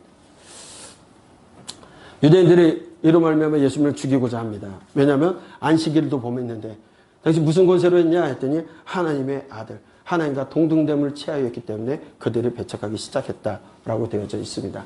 이제 예수님께서 올라가십니다. 이 베데스다 연못이에요. 베데스다 연못. 깊게 또 되어져 있는 곳이 이곳에 그냥 사람들이 모여 있었다 정도 생각하시면 좋을 것 같습니다. 네. 예수님 말씀하시죠. 너희들이 그렇게 자기 친아버지라 하여 자기를 하나님과 동등에 삼으셨기 때문에 죽인다고 할 때 하나님께서 그들의 모습을 보세요. 바리새인들의 모습을 보시면서 너희들이 성경을 알고 그렇게 아는 사람들 같은데 진짜 하나님을 사랑하는 게 없어요. 보세요. 하나님을 사랑하는 것이 너희 속에 없음을 알았노라. 모세를 믿었더라면 또 나를 믿었으리니 이는 그가 내게 대하여 기록하였습니다. 그들에게 굉장히 모욕적인 말이에요. 어떤 면에서는. 그렇죠? 여러분 바리새인들이 어떤 사람들인지 아세요? 바리새인들은요. 율법에 굉장히 철저한 사람들이에요. 종교적인 열심으로 본다면요. 굉장히 뛰어난 사람들이에요. 왜냐하면 바리새인들은요. 모세오경을 다 암송합니다. 아이들을 교육할 때요. 거기 보면은 이제 랍비들이 뭐 하늘천 따지하듯이 말씀을 가르쳐요. 그럼 그들이 계속 몸을 움직여가면서 따라하면서 말씀을 암기하는 거예요. 그래서 모세오경을 외울 정도로 뛰어난 사람이에요. 성경에 능통한 사람이죠. 아무리 저희가 성경 강의를 하고 교회에서 말씀을 드린다 해도 모세오경을 암송하시는 분 계세요? 오늘날 바리새인들이 교회에 있다고 하면 정말 믿음 좋은 장로님, 믿음 좋은 권사님, 믿음 좋은 집사님일 거예요. 그런 모습은 철저합니다. 그런데 예수님께서 그들에게 왜 회칠한 무덤과 같다라고 얘기하실까요? 하나님의 사랑이 없이 행하는 모든 종교적 열심 때문에 그렇습니다. 하나님의 진정한 사랑이 없는 열심. 종교적으로는, 예배적으로는 뛰어난 전문가일지 모르지만 하나님의 사랑이 없어요. 그래서 예수님이 뭐라고 얘기하세요? 하나님을 사랑하는 것이 너희 속에 없다라고 말씀하시는 거예요. 그 말씀은 너희들이 그 사랑이 없기 때문에 모세도 그렇게 중요하게 여기는 모세오경을 암송하면서 모세 이야기를 얘기한다 할지라도 모세도 믿지 않는다라는 거예요. 그니 어떻게 나를 믿을 수 있겠냐. 여러분 바리새인도요. 예수님 하나님을 사랑한다고 말했습니다. 구약의 선지자들도 구약의 이스라엘 백성들도요. 하나님 사랑한다고 했습니다. 그런데 구약의 이스라엘 백성들 그 하나님 보내신 선지자들 때리고 죽였습니다. 바리새인들은 어떻습니까? 하나님 사랑한다고 얘기하지만 훗날 예수님을 죽이는데 가장 앞장서는 자들이었습니다. 네. 그러나 그들을 믿지 아니하고는 어찌 내 말을 믿겠느냐 말씀하십니다. 이제부터 이제 그들이 배척하기 시작하고 죽이기를 논하기 시작하는 겁니다. 갈릴리 사역으로 올라가십니다. 12명의 제자를 확정하십니다. 갈릴리 지역에서요. 12명의 제자를 확정하시고 산상수훈을 하십니다. 요 산상수훈을 하시게 되어지고요. 그 다음에 어디로 가시냐면 나인성으로 쭉 내려가십니다. 나인으로 내려가셔서 가부의 아들을 살리는 일이 있으시게 되어지고 다시 길을 떠나서 갈릴리 2차 순회 전도 여정을 하시게 됩니다.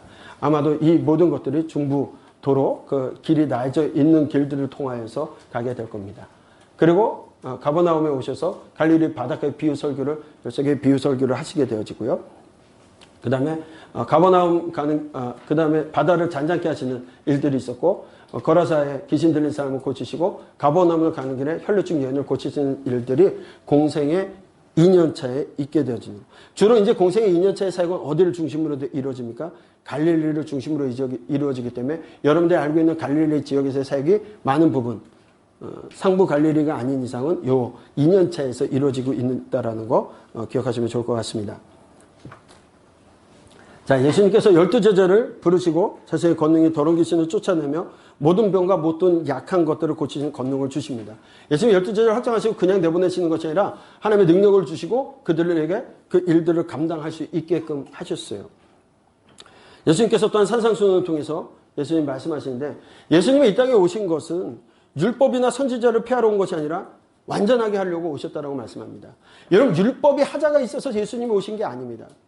구약의 사람들, 율법을, 많은 사람들이 그렇게 얘기해요. 율법은 지킬 수 없는 걸 하나님 주셨다. 아닙니다. 율법은 충분히 지킬 수 있도록 하나님이 사랑하셔서 주신 겁니다. 너에게 말씀을 주셨을 때 하나님 사랑하시기 때문에 너에게 말씀을 주시고 함께하기 위해서 너에게 말씀을 주셨어요. 율법을 주시면 사랑하시기 때문에 주신 겁니다. 지킬 수 없는 것이 아니라 지키지 않으려는 인간들의 의지 때문에 그렇습니다. 못 지키는 것이 아니라 하나님의 사랑이 없기 때문에 지키지 않는 겁니다. 그러기에 그들의 행위적인 노력으로 될 수 없기에 예수님께서 이 땅에 오셔서 율법을 완성하기 위해서 오셨다라고 말씀하세요. 율법을 주신 분도 하나님이시고요. 예수님이 이 땅에 친히 오신 분도 하나님이세요. 왜 구약의 하나님과 신약의 예수님을 이간질시키십니까? 같은 분이세요. 사랑하기 때문에 율법도 주신 거고 사랑하시기 때문에 이 땅에 친히 오셔서 구원을 이루어 가시는 것도 하나님의 사랑 때문이라는 거죠. 세례 요한의 질문에 완전하게 하기 위해서 오셨다고 그러고 하나님께서는 내적인 의를 형식적인 것보다 내적인 의를 강조하고 계십니다. 세례 요한의 질문에 맹인이 보며 못 걷는 사람이 걸으며 나병 환자가 깨끗함을 받으며 기먹은 사람이 들으며 죽은 자가 살아나는 일들을 통하여서 바로 내가 누구다라는 것을 비유적으로 말씀하십니다. 그리고 2차 순회 전도 바리새인들의 배척 가운데 이제 가버나움 백부장의 종을 고치시고요. 나인성 과부의 아들을 살리시고 수고하고 무거운 짐진 자들 다 내게로 오라고 말씀하시고 가버나움의 바리새인의 집에서 옥합을 깨는 여인의 사건이 있게 됩니다. 그 옥합 도유 사건은요 2년 차에 한 번 있고 또 3년 차에 또 있습니다. 마태, 마가, 누가 조금 이따 살펴보겠지만 사복음서 가운데 세 개의 복음서는 하나의 사건을 좀 다르게 표현을 했고요. 그 다음에 3년 차에 있어질 이야기와 좀 다르게 구분되어서 설명되어지게 될 겁니다. 갈릴리 2차 순회전도 가버나움의 백부장의 종을 고치시는 일, 나인성 과부의 아들을 살리십니다. 그리고 예수님께서 말씀하세요. 수고하고 무거운 짐진 자들아 다 내게로 오라 말씀하십니다. 가버나움과 고라신과 벳세다는 예수님께서 많은 기적을 베푸신 성읍이었음에도 불구하고 회개하지 않고 예수님을 배척하였기 때문에 두루와 시돈과 소돔보다도 더 큰 심판이 임할 거라고 예수님이 말씀하신 후에 수고하고 무거운 짐진 자들아 다 내게로 오라고 말씀하십니다. 여러분, 수고하고 무거운 짐진 자들아 다 내게로 오라는 것은 예수님을 만난 사람들의 인생이 자기가 모든 것들을 해결할 수 없는 그 인생이 예수님을 만남으로 인해서 쉼을 얻게 된다라는 거죠. 그런데 이 말씀을 오해해가지고요, 교회에 오셔가지고 모두 다 쉬려고 해요. 그렇죠? 예배에 와가지고는 서비스 받으려고 하고요. 맞죠? 그래서 오시면서 뭐라고 큰 교회도 나가시고 하는 이유가 거기 서비스가 좋고 아니죠. 교회는 예배는 일하러 가는 거예요. 주일날은요 쉬는 날이 아니고 일하는 날이에요. 우리가 하나님 앞에 서비스하는 날이에요. 하나님 앞에 워십하는 날이죠. 그런데 많은 분들이 쉬려고 해요. 그렇죠? 그 근거가 아닙니다. 예수님을 만났을 때 우리의 인생이 쉼을 얻는다라는 표현, 이것으로 좀 기억하셨으면 좋겠습니다. 그래서 주일날 이거를 정당화시키기 위해서 이제 교인들에게 거봐 쉬는 날 아니야 와서 이래 이렇게 하시려고 하는 건 아니겠죠? 자, 향유 도유 사건이요 이렇게 4개 사복음서에 다 나오게 됐는데요. 좀 다른 사건이라고 말씀드렸습니다. 마태는 베다니 문둥이 집에서 한 여자라고 되어 있고요. 마가는 베다니 문둥이 집에서 한 여자 같은 이야기라고요. 공생의 3년차 이틀 전에, 공생의 3년차 유월절 이틀 전에, 그리고 누가복음에서는 바리새인의 집 재 많은 여인이 공생의 2년 차에 했다라고 되어 있고요. 요한복음에서 베다니 마리아가 공생의 3년 차 유월절 엿새 전에 했다라고 되어져 있고요. 머리에 붙는 도유 위치도 머리하고 발 이렇게 좀 다르게 표현되어져 있습니다만 아마도 누가복음에서 나오고 있는 이 이야기는 바리새인에서 제 많은 여인이 예수님께 향유를 부었는데 이유가 뭐냐면 감사하기 때문에 부었다고 되어 있어요. 예수님께 감사함이 있어서 부어드렸다라고 되어 있고 나머지는 예수님의 죽음을 준비하기 위해서 부으셨다라고 되어져 있습니다. 그래서 두 번의 도유 사건이 있었던 것으로 보여지고 그렇게 이해하시면 좋을 것 같습니다. 또 하나는 이제 마리아의 문제인데요. 마리아라는 분 너무나 잘 아시죠? 이 마리아는요, 흔한 이름이었어요. 여자의 이름이요. 우리 옛날에 이제 그 공부할 때 우리 철수와 영희 했지 않습니까? 그러면 영희라는 이름이 굉장히 많아서 그렇게 쉽게 불려진 거 아니겠어요? 근데 이제 그거와 마찬가지로 당시에 이 지역에는 뭐 세 사람당 한 명이 마리아일 정도로 이름이 흔하게 불려졌다라고 얘기하는데 성경에 나오는 마리아도요, 예수님의 어머니 마리아, 누구신지 아시죠? 그 다음에 마가의 어머니 마리아. 전도 여정을 떠났던 1차 때 바울 선생님과 전도 여정을 갔다가 중도 탈락했던 마가. 이 마가의 어머니가 아마도 마리아였던 것으로 그래서 마가의 어머니 마리아라고 되어져 있고요. 글로바의 아내 작은 야고보가 요셉의 어머니 마리아가 있고요. 나사로의 누나 베다니 마리아가 또 있습니다. 그리고 이제 이분인데요. 이 막달라 마리아에 대해서 우리가 굉장히 많은 오해들을 하고 있기 때문에 이거 정정을 해드리고 가야 될 것 같아요. 왜냐하면 이 막달라 마리아가 마치 우리가 뭐 가늠하다 잡혀온 여인, 그렇죠?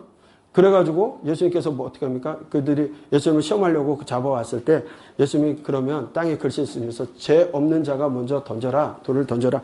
가늠하다 잡히면 돌에 던지는 게 맞거든요, 율법적으로. 죽여야 되는 거거든요. 그런데 예수님이 땅에 글씨 쓰시고 죄 없는 자가 먼저 던져라 했더니 사람들이 돌을 들고 막 왔다가 다 놓고 도망가요. 없어져요.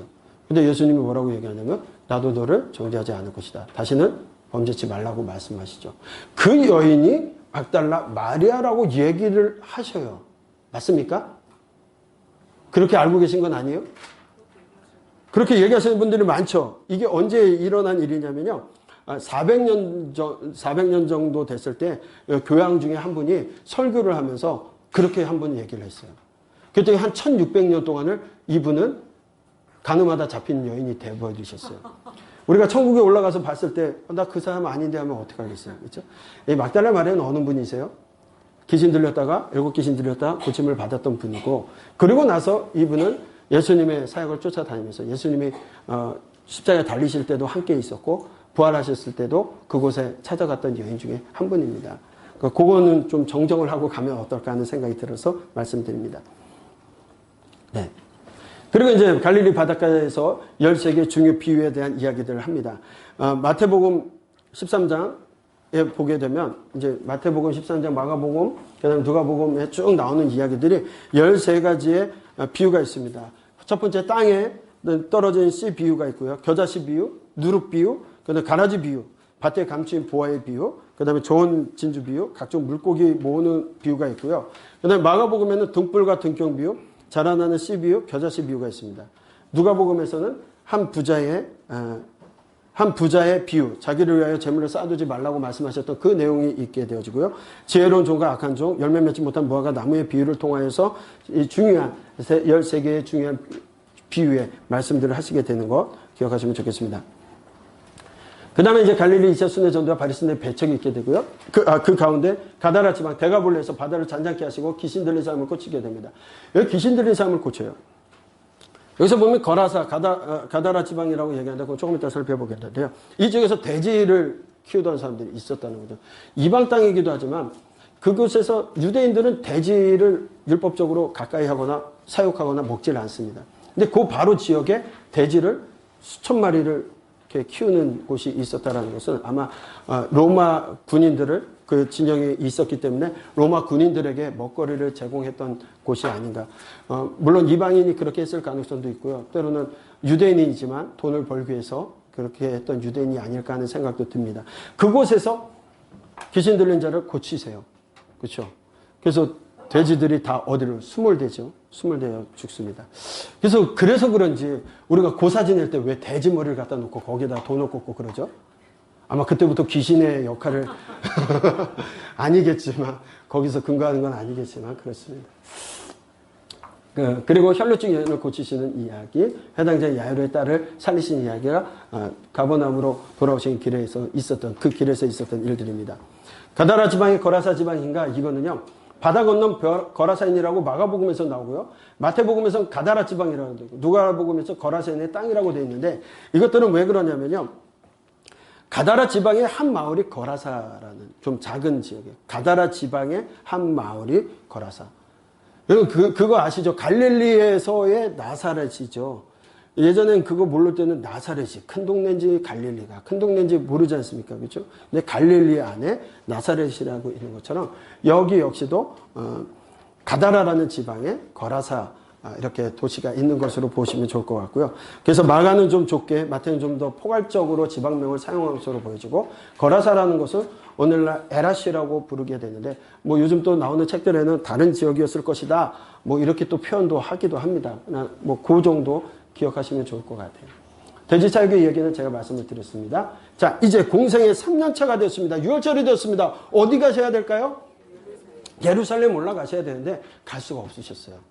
그래서 갈릴리 지역과 유대 베레아 그냥 예루살렘 사역을 하시게 된다고 말씀드렸습니다.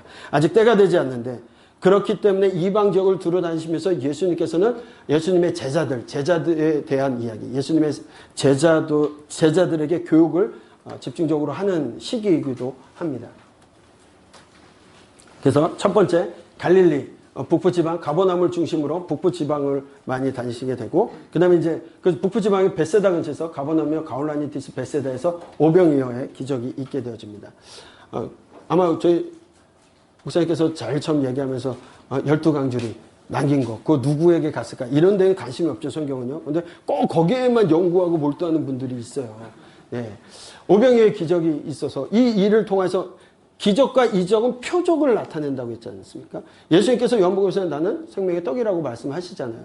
떡이에요. 하나님께서 육적인 떡도 주시지만 생명의 떡이 되시는 것을 나타내기 위해서 보여주시는 거죠. 베세다와 가버나움의 근처에서 바다 위를 걸으시는 거. 이거 말씀드렸죠? 네. 왼발 오른발 빨리빨리 걸으시면 되지만 그렇게 안 되는 거. 예수님께서 걸으셨다. 어떤 초월적인 것들을 통해서 예수님이 누구신지를 나타내 주시고 있죠. 시간과 공간과 또 그리고 자연적인 모든 것들을 초월하시는 분 하나님이시죠. 천지 만물을 만드셨던 그 하나님이 함께 계셨던 그 하나님께서 말씀으로 육신을 입고 오신 거 아니겠어요? 자, 장로의 유전에 대한 예수님의 견해도 말씀하십니다. 장로들의 유전은 율법이 아닙니다. 율법을 해석하면서 자기들이 만들어낸 것들을 오히려 하나님이 주신 율법의 말씀보다 더 권위 있게 세워뒀던 거죠. 여러분, 하나님의 말씀보다 더 권위 있게 되는 거. 오히려 하나님의 말씀보다 교권이 더 위에 올라가 있는 거. 이거 다 하나님 앞에 범죄예요. 카톨릭이 그런 모습을 보였지 않습니까? 중세 타락했던 것이 말씀보다 그 권위가 교권에 있었던 거 아닙니까? 네. 오히려 말씀보다 어떤 지방이, 말씀보다 교단이 더 높게 있다라면 그건 잘못된 겁니다. 개혁해야 될 부분들이죠. 공생의 3년입니다. 먼저 갈릴리, 페니키아, 두로, 데가볼리, 갈릴리, 이두레 이렇게 쭉 돌아다니시게 되는데요. 자, 먼저 갈릴리 사역을 하시는데 두로 지방으로 가셔서 스루브니게 여인의 믿음을 보시게 됩니다. 스루브니게 여인에게 갔을 때 그 여인에게 예수님 말씀하셨어요. 자녀가 먹을 음식을 개에게 주지 않는다. 야, 이 말 들으면은 어떠시겠어요? 아이고, 고치지 말면 말지. 이럴 수도 있는데 그 여인이 뭐라고 합니까? 개들도 주인의 상에서 떨어진 부스러기를 먹는다. 자기가 개입니다. 라고 얘기하는 거예요. 스루브니게 여인의 믿음을 예수 굉장히 칭찬하세요. 개라는 표현을 하니까 여러분들 좀 그러신데요. 구약의 인물 중에 개라는 이름이 있어요. 누구죠? 갈렙이에요. 갈렙. 여수와 갈렙. 갈렙은요, 유대 사람이 아니었죠. 이스라엘 백성이 아닙니다. 혼합되어 있는 족속들 중에 그때 출애굽할 때 같이 나왔던 사람이에요. 그러나 종족으로서는 그 사람들이 아니지만 태생적으로는 하나님의 백성이 아니지만 하나님의 백성으로 살아가겠다고 다짐하고 나왔을 때 이방인으로서 정말 유대의 중요한 인물로 들어가게 되는 거죠. 개라는 표현을 씁니다. 또 다윗 왕이 이스보셋을 찾았을 때 이스보셋이 뭐라고 합니까? 죽은 개 같은 나를 어찌하여 돌아보십니까? 라고 말하죠. 그 개라는 표현들이 결국 자기를 낮추는 것 정도가 아니라 하나님 나는 그렇게 쓸모없는 존재지만 하나님의 능력을 보이기를 원합니다라는 고백이 될 수도 있다라는 거예요. 스르보니게 여인의 믿음 굉장한 믿음입니다. 그래야 구원을 받게 되는 일들이 있게 되었습니다. 그리고 이제 예수님께서 내려오셔서 데가볼리에서 4,000명을 모이십니다. 이 데가볼리에서의 사역은 이제 이방 땅에서의 사역을 통하여서 이방인들도 차별하지 않는 것. 두라 시돈에서도 그랬지만 먼저 이 말씀이 그러니까 유대인들 외에는 너희들 구원 없어라는 말씀이 아니에요. 예수님은 언제나 차별하신 적이 없으십니다. 그들의 믿음을 통하여서 말씀하시고 데가볼리에서도 동일하게 이방인들에게 똑같은 사역을 하시게 된다라는 것. 그리고 변화산 사건을 통해서 가다라 지방의 높은 산, 다볼산이라고도 하고요. 높은 산이라고 해서 헐몬산을 얘기하기도 합니다만 그 지역으로 가셔서 베드로의 신앙 고백, 가울라니티스에 가서 가이사랴 빌립보에서 먼저 보이게 되죠. 판이라고 하는 신전이 있어요. 로마에. 그래서 점령한 나라의 신들을 갖다 놓은 만신전이 있습니다. 그 만신전 앞에서 예수님께서 물으신 거예요. 사람들이 나를 뭐라고 하느냐. 선지자요. 뭐 이렇게 얘기했을 때 그 고백을 베드로가 잘 하죠. 한 번의 고백은 잘했습니다만 예수님이 순한 얘기할 때 주님 안 되십니다 했더니 사단아 물러가라. 네, 칭찬받았던 교회의 열쇠가 되어지기도 하고 사단으로도 되는 아주 전형적인 인물이기도 합니다만 베드로의 신앙 고백이 있었습니다. 그리고 변화산 사건이 있었고요. 그리고 다시 내려오는 길에 제자들이 누가 눕냐 서로 다투고 있어요. 예수님께서는 죽음에 대한 예고를 하시는데도 이들은 다투고 있어요.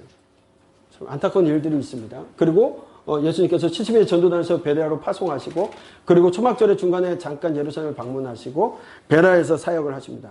여기서 이제 나사로를 살리시는 일로 인해서 그들이 죽이고자 모여서 잠깐 피신을 하시는데 아마 다시 올라오셨다 내려가셨는지 아니면 이쪽 사마리아 땅으로만 피신하셨는지 두 가지 견해가 다 있습니다. 그리고 이제 예수님께서 이제 십자가 달리러 올라가신 이야기들이 쭉 진행이 될 겁니다. 네. 그래서 아까 그 얘기죠. 나사렛을 살린 후에 유대인이 위협을 느끼시고 에브라임에 가셔서 잠시 머무셨다가 아마도 갈릴리로 오셨다가 마지막 유월절을 맞이하려고 내려가신 것으로 보여집니다. 그 가운데 사마리아 지역으로 가시면서 10명의 나병 환자를 치유하시게 됩니다. 이 10명의 나병 환자를 치유했더니 한 명만이 돌아서 감사합니다라고 얘기해요. 근데 여러분들 그것만 얘기하니까 아유 저 나머지 9명들 못된 놈들이라고 얘기할 수 있지만 그 한 명이 대단한 거예요. 나병에 걸리면 공동체로부터 격리되어서 살아가게 됩니다. 그리고 나병이 낫게 되면 제사장에게 보이고 그것을 혈압이 되었을 때 다시 사회로 복귀할 수 있는 길들이 생겨요. 나병이 고쳐졌어요. 얼마나 기쁘겠습니까? 그동안 보지 못했던 가족도 보고 싶고 얼마나 기뻤을까요? 그러면서 누구에게 먼저 달려갑니까? 대제사장에게 보이고 자기들 자녀나 부모 형제를 찾아서 떠나가는 거. 그런데 유일하게 한 명은 예수님께 찾아와서 감사함을 나타내요. 그것이 더 복된 거를 얘기하고 계시죠. 아마 그 9명 중에 저도 꽂혀 있지 않을까요? 그렇지 않아요? 여러분도 사역하시면서 힘들 때는 정말 죽을성하다 누군가가 뭔가 좋은 것만 하나 줘도야 입이 이만큼 벌어진 거. 이를 일비하는 게 우리 인생 아니겠어요? 그렇죠. 제가 그렇다고요. 자, 베레에 오셔서 어린아이들을 불러 가까이 하시면서 어린아이 같이 낮아져야 됨을 이야기하고 계십니다.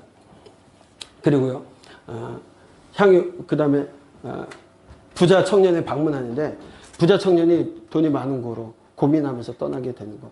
제자도하고는 조금 다른 모습들을 보게 되어집니다. 그 다음에 바디메오를 치유하는 거. 영적인 눈을 가리운 그들에게 소경을 낳게 함에도 불구하고 그들은 여전히 영적인 눈이 가려져서 예수님을 죽는 길로 몰게 되죠. 삭개오를 만납니다. 예, 돌무화과 나무 위에, 뽕나무라고 하는 돌무화과 나무 위에 올라가서 아마도 키가 작았는지 아니면 오시는 예수님을 더 자세히 보려고 올라가셨는지.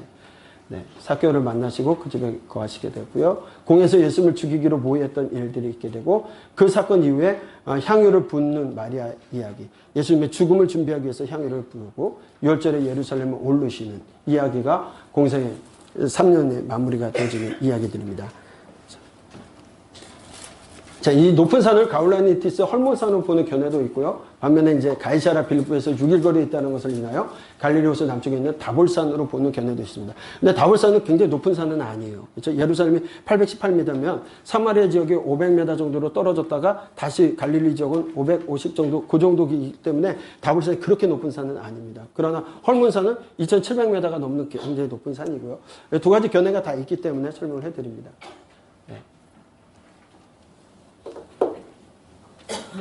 네. 네, 그러고서, 벳세다 근처에서 가울라, 오병이어 사건이 있었고, 바다 위를 걸으신 거, 쭉 여기 말씀드렸습니다. 수르보니의 여인 얘기했고요. 4,000명, 이방 땅에서도 그렇게 했고요. 가울라니티스에서 가이사랴 빌립보 지방에서 질문하시는 내용인데, 이 분봉왕 헤롯이 빌립이 로마 황제 티베리우스를 기념하기 위해서 세운 도시가 가울라니티스, 아까 얘기한 가이사랴 빌립보라고. 그래서 이름도 그렇게 바꿔서 명명하게 됩니다. 그 가운데 이제 예수님께서 자신에 대한 여론을 들으신 후에 제자들에게 말씀하시죠. 주는 그리스도시요 살아계신 하나님의 아들이시라고 고백했던 이 일. 그러나 예수님께서 그때는 비밀로 하라고 처음에는 말씀을 하시죠. 그리고 이제 예수님께서 예수님 오신 목적을 이제부터 말씀하세요. 순환 예고를 첫 번째 하십니다. 그럴 때 베드로가 뭐라고 합니까? 안 됩니다라고 항변하는데, 그게 항변하다라는 단어와 예수님께서 꾸짖어 말씀하실 때 사단아 물러가라라고 꾸짖잖아요. 동일한 단어예요. 그러니까 베드로는 항변했다라는 게 뭐냐면 예수님 꾸짖는 거예요. 예수님 안 돼요. 어디를 가세요라고 얘기한 거죠. 근데 왜 그랬을까요? 예수님이 이제 죽으러 가시겠다라고 말씀하실 때, 고난 받으시다고 할 때 왜 안 된다고 얘기했을까요? 예? 죽으면 안 되니까요. 당시에 이스라엘 사람들의 메시아상을 생각해 보십시오. 그들이 갖고 있는 메시아상은 죽는 분이 아니세요. 고난받는 메시아상이 없습니다. 그들은요, 메시아가 오면 이 로마의 정권을 다 파괴시키고 새로운 나라를 만드시고 거기에 주인 되시고 왕이 되시는 걸 갖고 있어요. 그러니까 나중에 제자들 뭐 하냐면, 예수님 올라가시거들라 저를 자의정으로 우의정으로 세워주세요. 청탁이 들어오지 않습니까? 그들의 사고 속에는 죽는 메시아상이 없어요. 그러니까 예수님이 올라가실 때도 향유 도요 부은 사건을 예수님이 칭찬하시는 게, 제자들 2년 3년을 쫓아다녔던 제자들도 아직도 예수님의 죽음에 대해 3번이나 말씀하심에도 불구하고 깨닫지를 못해요. 그들이 예수님의 죽으셨을 때도 그걸 못하고 도망가잖아요. 여인들 빼놓고는 12제자가 다 도망가지 않습니까? 베드로 쫓아왔다가 허겁하고서 3번이나 부인하고 도망갑니다. 그들이 변하기 시작한 건 언제냐면 성령 강림절 이후에 그들이 변해요. 그리고 그 말씀들을 깨닫게 되고 예수 그리스도를 전하러 나가게 되는 겁니다.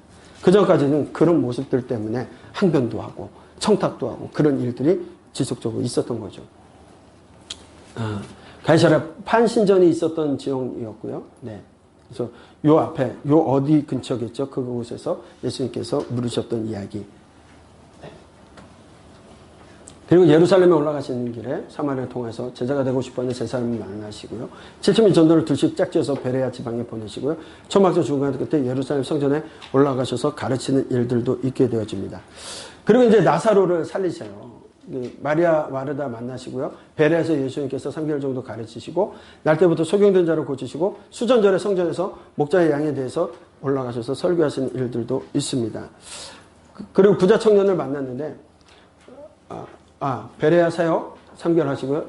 그 가운데 이제 유대 나사로를 살리는데, 여러분들 분위기상 제가 웃자고 한번 얘기를 하겠습니다. 예수님께서 죽은 지 사흘 만에 나흘 된 나사로를요, 일부러 그 소식을 듣고 안 가세요.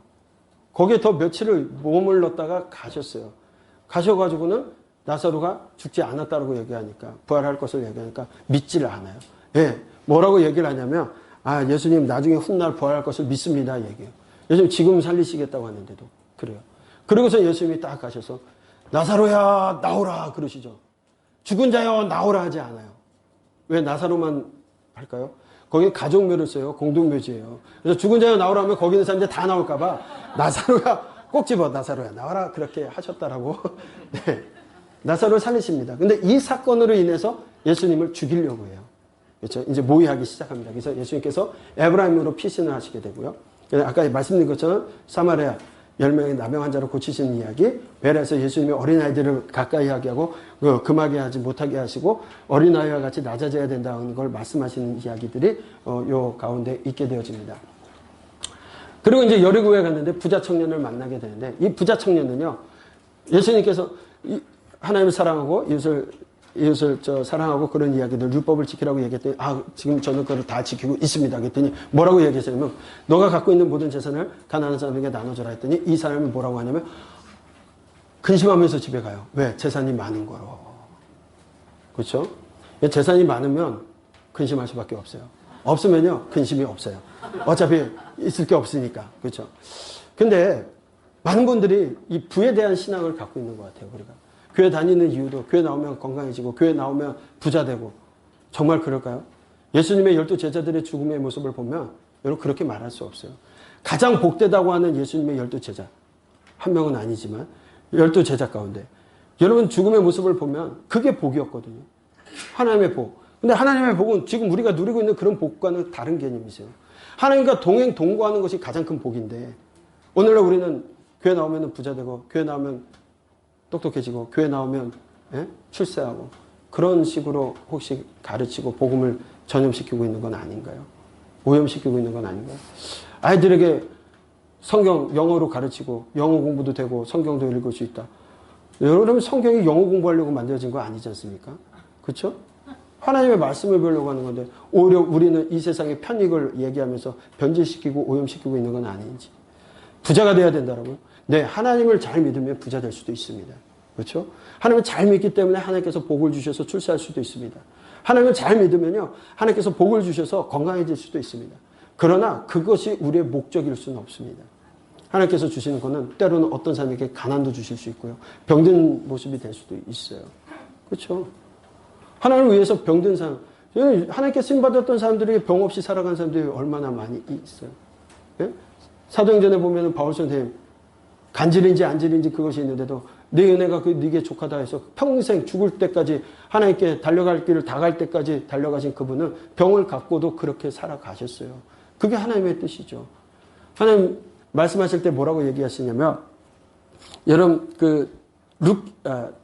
욥기를 보면 욥기에서 욥이 모든 고난을 받았을 때 하나님께서 찾아오셔가지고 욥에게 내가 이래서도 아프게 한 거고 네 가족들 죽인 거야 라고 말씀하신 적 없어요. 하나님 뭐라고 말씀하시냐면요, 아주 욥의 고난받고 있을 때 찾아오셔서 친구들이 위로하다가 나중에 너 인간 공부 때문에 재받는 거야 뭐라고 얘기할 때도 알가지도 않지만 계속 공격 지칠 때 하나님께서 나타나셨어요. 그리고 말씀하시기를 뭐라고 얘기하냐면, 너 이래서 고난받은 거야 말씀하지 않고, 야 쉽게 얘기하면 너 내가 천지만물 만들 때 삽 들고 도와준 적 있어? 이 말씀이세요. 말도 안 되는 얘기를 하시면서 딱 한 가지 말씀이세요. 너는 대장부처럼 허리를 동이고 내게 나오라고 말씀하세요.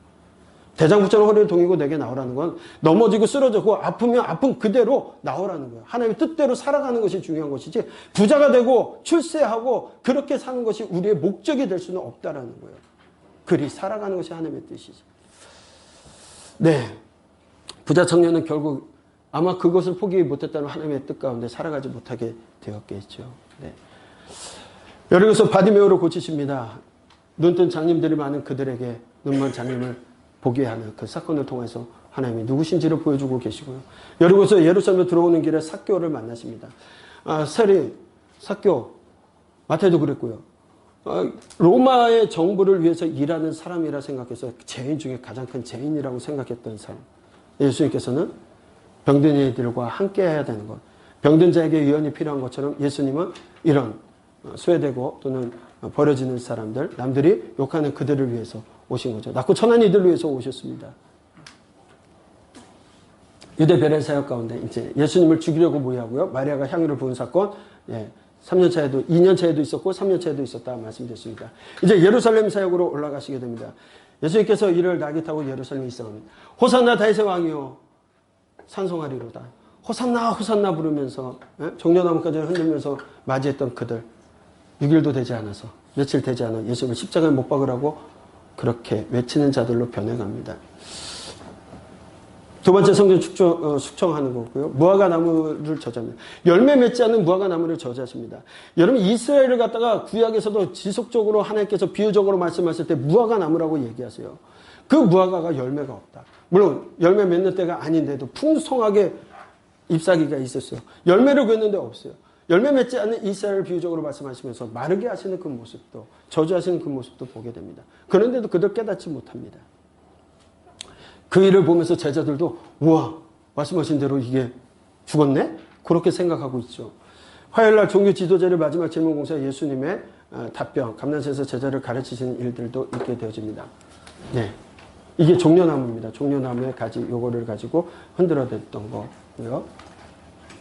수요일 유다의 배반과 무회. 사실 유다는요, 가론 유다 같은 경우는 태어나지 않았으면 좋았을 것 같은 그런 존재라고 하지만, 여러분 한번 생각해 보세요. 나중에 보면요, 베드로가 예수님을 부인할 때 어떻게 부인하냐면 처음에는 나 모른다. 그러다가 두 번째는 욕하면서 부인하고 세 번째는 저주까지 해요. 근데 가론 유다는요, 그런 거 없어요. 가론 유다는 예수님의 마음에 예수님이 이런지도 몰라요. 정치적으로 뭔가 쿠데타를 일으켜서 새로운 시대를 열기 열심당했는데 그런 것들을 꿈꿔왔는지도 몰라요. 동결을 맡을 정도로 처음에는 믿음을 보였던 사람 아닙니까? 그런데 그가 예수님이 자꾸 죽으신다는 이상한 소리를 하는 거예요.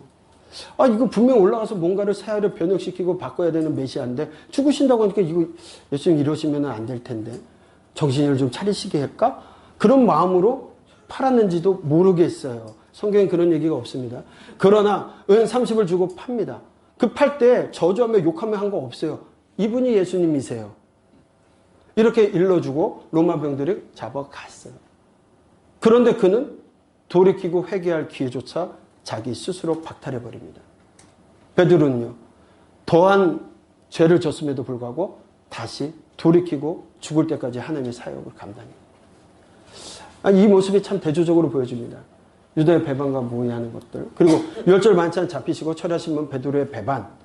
3번 부인하고 닭이 옵니다. 그래서 지금도 유럽에 가면 성당이나 교회 종탑 위에는 닭이 있죠. 네. 우리의 시작이 저런 베드로의 고백에서부터 시작했고 우리의 인생이 그렇게 실패할 수도 있다라는 거예요.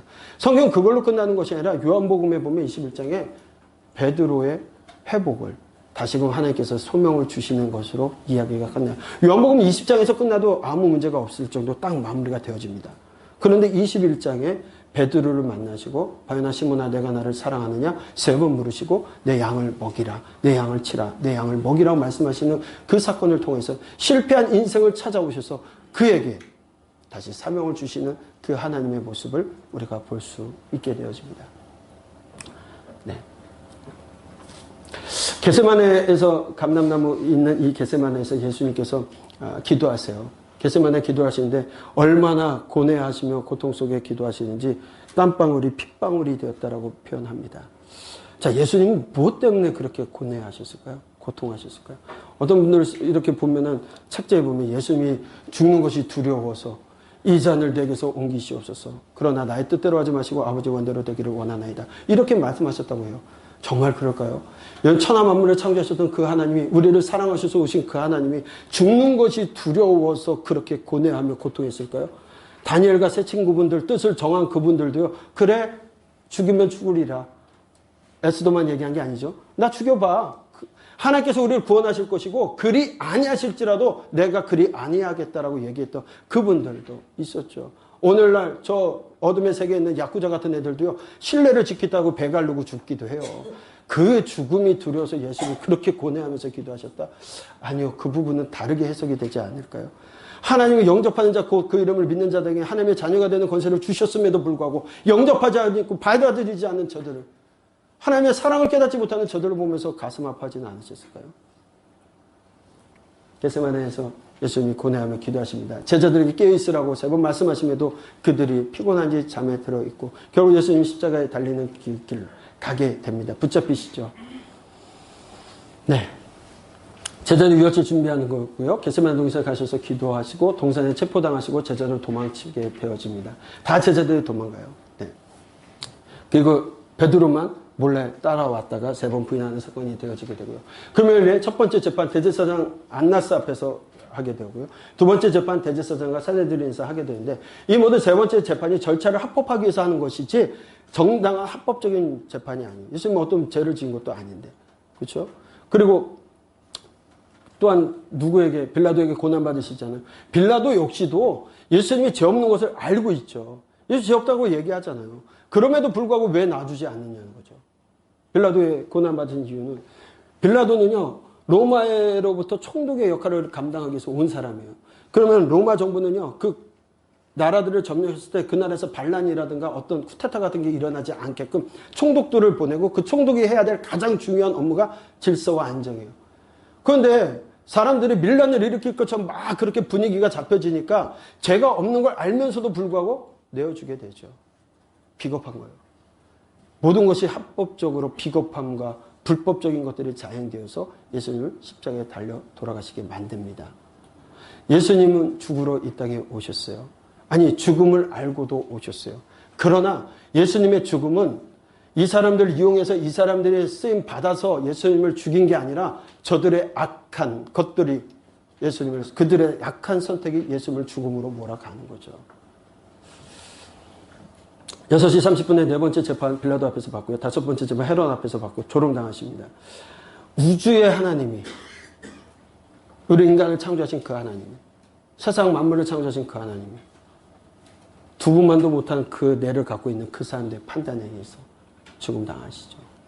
티끌을 가도 먼지만도 못한 존재들이 천하의 하나님을 십자가에 달아 돌아가시게 만듭니다. 채찍질 당하시고요. 돌아가십니다. 십자가 청을 당하십니다. 오후 3시에 6시간 만에 다 이뤘다고 외치십니다. 다 이뤘습니다. 예수님이 이 땅에 오셔서 하나님의 사랑을 보이시기 위해 이 땅에 오셔서 최선을 다할 수 있는 것. 예수님께서 제자들을 발을 시키면서 뭐라고 말씀하시냐면 가장 복된 죽음이 뭐냐? 친구를 위하여 죽는 죽음이 가장 거룩하고 복된 것을 얘기하셨어요. 바로 제자들을 위하여, 이 땅의 인류들을 위하여 십자가에 달려 죽으신 그 거룩함, 그 죽음. 가장 위대한 죽음이죠. 다 이루신 겁니다. 이루었을 때 성전 시장이 갈라지게 되죠.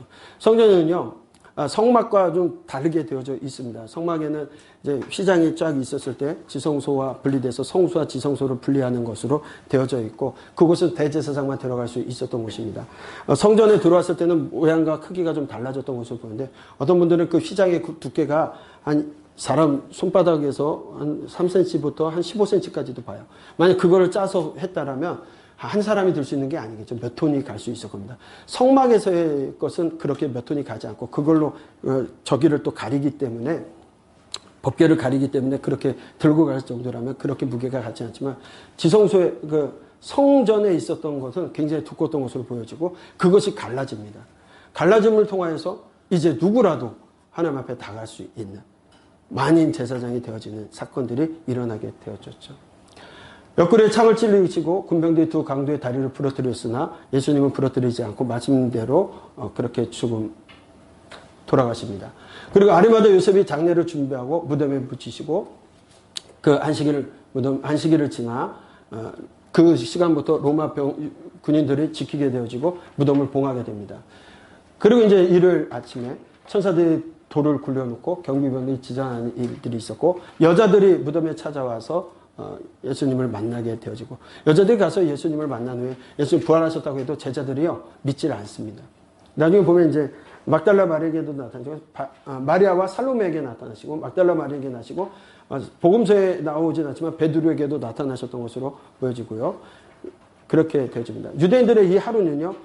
해질 때부터 다음날 해질 때까지를 하루로 봅니다. 그러니까 우리가 지금 보는 것처럼 아침부터 자정부터 이렇게 다시 자정까지를 보지 않고 저녁 해질 때부터 그 다음 하루 지나서 해지는 그때까지를 하루로 보이기 때문에 시간 개념이 조금 다릅니다. 그래서 우리가 얘기하는 것처럼 3일 완전한 3일은 아니지만 3일 날짜에 3일 정도에 부활하시게 되는 걸로 안토니오 요새의 모습이고요. 십자가상에서 7원이 있게 되어지죠. 너무나 잘 아는 겁니다. 그러나 우리가 아까 잠깐 말씀드린 것처럼 다 이루었다. 다 이루었다. 예수님께서 이 땅에 오셔서 모든 것들을 이루셨습니다. 네. 또한 엘레리 라마 사박단이 이 누가복음에서는 이 말씀을 하는데 철저하게 예수님께서 마가복음에서 철저하게 고난받는 종으로 오시는 모습들을 또 설명해 가고 있습니다. 죄인으로 죽으러 오신 예수님, 그런 모습들을 보여주고 있죠. 죄인들을 위해서 죽으신 예수님. 자, 이제 부활하셨습니다. 3일 만에 부활하십니다. 부활하시는 예수님께서 파수꾼들의 복으로 예수님 부활하신 것도 말씀하게 되고요. 그 다음에 엠마오 도상에서 예수님의 제자들에게 나타나셔서 또 말씀을 깨닫게 하시는 일이 있었고요. 제자들에게 나타나시는데 그 제자들에게 나타나실 때 도마가 없었어요. 그때 도마가 뭐라고 얘기하냐면, 야, 무슨 예수님을 만나. 내가 보지 않고 어떻게 그걸 믿어. 라고 했어요. 그래서 그 이후로는 의심 많은 도마라는 앞에 뭐라고 해야 돼요? 꾸민 말이 생기죠. 그래서 우리는 늘 의심 많은 도마. 도마 딱 한 번 의심했거든요. 근데 의심 많은 도마라고 하고 계속적으로 이 시대까지 의심 많은 도마가 되는데, 사실 엄밀히 따지면 도마가요, 예수님을 만난 이후에 이제 예수님이 또 이제 나타나시죠. 그때 부활하신 예수님이 나타나는데 도마가 있을 때 나타나요. 그리고 예수님이 창자국과 손자국을 보여주시면서 만져보라. 아마 만지지 못했을 거예요. 그 예수님을 보고 바로 고백해요. 주는 나의 하나님이십니다. 여러분, 유대인은요, 절대적으로 할 수 없는 고백이에요. 유대인으로서는 그 누구라도 할 수 없는. 주는 나의 하나님이십니다. 이 고백은 할 수 없는 거예요. 유대인으로서. 베드로가 고백한 거는요, 신앙의, 그 신앙의 고백 위에 교회가 세워지긴 했지만, 베드로의 고백은 하나님의 아들이라는 표현은 당시에 신적인 존재 아닌 왕들이라든가 유명한 사람들에게 신의 아들, 하나님의 아들이라는 표현들을 많이 썼었어요. 물론 그 고백은 아니지만, 그러나 유대인으로서 절대적으로 할 수 없었던 고백은 주는 나의 하나님이시다. 그가 예수님을 만났을 때 하나님으로 고백합니다. 의심 한번 했던 도마, 큰 고백을 했던 도마. 앞에 의심 많으면 좀 이제 생각을 좀 바꿔 가시면 어떨까 하는 생각이 들어서 그랬습니다. 도마 그분 올라가면 저를 칭찬해 주지 않으실까요? 부활의 예수님께서 그리스도에 나타납니다. 그래서 예루살렘에서 부활하시고 엠마오 도상으로 가시면서 제자들을 가르치시고 감난산 갈릴리 해변에서 또 제자를 만나시게 되는데, 자, 먼저 이제 부활하셔서 여자들에게 보이시고요. 그 다음에 엠마오로 가셔서 그 제자들에게 보이시고요. 제자들에게 또 다시 가르치시고 그리고 일곱 제자들에게 나타나셔서 베드로와 대화하시는 이야기들, 그리고 다시 예루살렘으로 오셔서 승천하시는 이야기로 마무리되어지게 됩니다. 네. 갈릴리 사역은요, 7 제자들에게 나타나십니다. 그리고 베드로의 대화. 여러분, 예수께서 디베랴 호수에서 또 제자들에게 자기를 나타내시니 이러하니라 라고 표현하고 있어요. 예수님께서요, 다시 제자들 보고 갈릴리에 가 있으라고 하고서요, 갔을 때 제자들은 자기들의 본업이었던 어부 일을 하고 있었습니다. 예수님께서요, 조반을 차리시고 그들을 부르시죠. 여러분, 그 모습을 한번 상상해 보세요. 예수님께서 그물을 우편에 던져라, 깊은 곳에 던져라 했을 때, 이제 우편에 던져라, 깊은 곳에 던져라 했을 때, 뭔가 전에 하셨던 말씀이 기억나죠. 그물을 오른편에 던져서 153마리의 물고기를 잡았던 그때의 생각. 그렇죠? 예수님이시다! 하고 제자들이 뛰어내려갑니다. 베드로는 어땠을까요? 3번이나 부인하고 그랬던 베드로. 예수님을 만나야 되는 그 베드로. 삐죽삐죽 미안한 마음과 정말 뭐라 형용할 수 없는 그런 죄스러운 마음을 가지고 예수님께 가죠. 조반을 먹이시고 그 후에 말씀하세요. 요한의 아들 시몬아, 내가 나를 사랑하느냐? 베드로요, 주께서 아시나이다. 내가 주를 사랑하는지. 한 번만 물으셔도 됐는데 또 물으셔요. 요한의 아들 시몬아, 내가 나를 다른 사람보다 더 사랑하느냐? 2번째까지도 또 그랬어요. 3번째 물으세요. 내가 나를 사랑하냐 하시니, 그 말씀에 베드로가 근심합니다. 그러고서 주님, 모든 것을 아시오니 내가 주님을 사랑한 줄 주님께서 아십니다. 이르시되 내 양을 먹으라. 여러분, 하나님께서, 예수님께서 사랑의 굶주리셔가지고 사랑하냐 물으실까요? 구약에 이스라엘 백성들도 하나님 사랑한다고 했다니까요.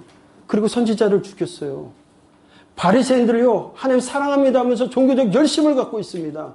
그런데 친히 이 땅에 오신 하나님을 알아보지 못하고 십자가에 달려 돌아가시게 만드셨어요. 다시 한번 베드로에게 사랑하냐고, 사랑합니다라는 대답 듣기 원하셔서 예수님께서 물으실까요? 그에게 다시 사명을 주시기 위함이에요. 내 양을 먹이라. 내 양을 치라. 내 양을 먹이라. 다시 실패한 인생 가운데 찾아오셔서 그 인생을 회복시켜 주시고, 그리고 그에게 사명을 주시는 그 모습. 베드로는요, 훗날 우리가 전설 속에 십자가에, 예수님처럼 십자가에 달려 죽을 수 없다고 해서 거꾸로 십자가에 못 박혀 죽게 되는 그 죽음으로 응답합니다. 예수님께서 친구를 위하여 죽는 죽음이 가장 복된 죽음이라고 얘기했던 것을 기억하고, 베드로는요, 그 친구이신 예수님을 위해서 자기의 생명을 다 바쳐서 복음 증거하는 사명을 감당하게 되었던 거죠. 오늘 저와 여러분에게 예수님 또 물으세요. 나를 사랑하느냐? 뭐라 대답하시겠습니까?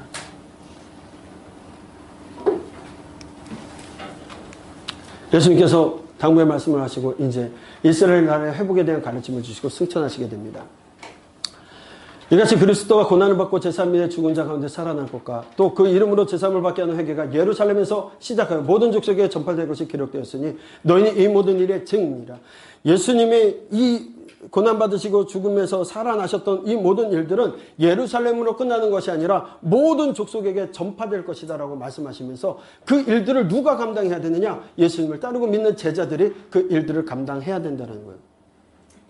예수님께서 제자들에게 말씀하셨어요. 제자가 되려면 누가 높냐 그 얘기할 때 제자가 되려면 너를 부인하고 나를 부인하고 자기 십자가를 지고 나를 따를 것이니라고 말씀하셨어요.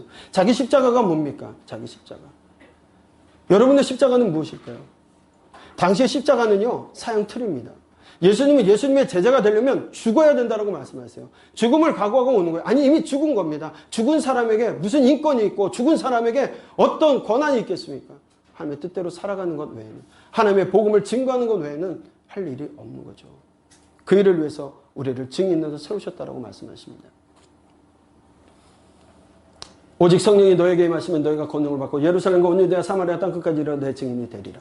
이 말씀, 사도행전의 말씀처럼 사도행전의 증인들이 그 말씀을 가지고 나가서 증인된 삶을 살았던 것을 증거하고 있는 것이 사도행전이지 않습니까? 바로 우리에게 원하시는 것, 증인되는 삶입니다. 증인. 바른 복음을 전하는 것, 그 증인으로 살라고 말씀하십니다. 고린도 15장 5절로 7절에 보면은 복음서에 기록되기 전에 예수님의 부활 행적이 기록되어져 있습니다. 먼저 12제자에게 나타나시기 전에 베드로를 먼저 만나신 것으로 보여지고요. 12제자를 만나신 후에 500여 형제들에게 만나셨다고 고린도전서에 나와 있고요. 야고보, 예수님의 동생에게 보이셨다고 하는데, 야고보 같은 경우는 아마도 예수님이 생전에는 믿었는지 확인되지 않습니다. 그러나 예수님이 돌아가시고 부활하시고 승천하시고 성령 강림 때는 그가 그때 예수님을 만난 것으로 보여지고, 후대에 보면 베드로보다도 바울 선생님의 전도 여정 가운데 다녀오셔서 1차 선교 복을 하면서 예루살렘 공회를 했을 때 거기서 판단을 내려주는 사람이 누구냐면 베드로가 아니라 야고보입니다.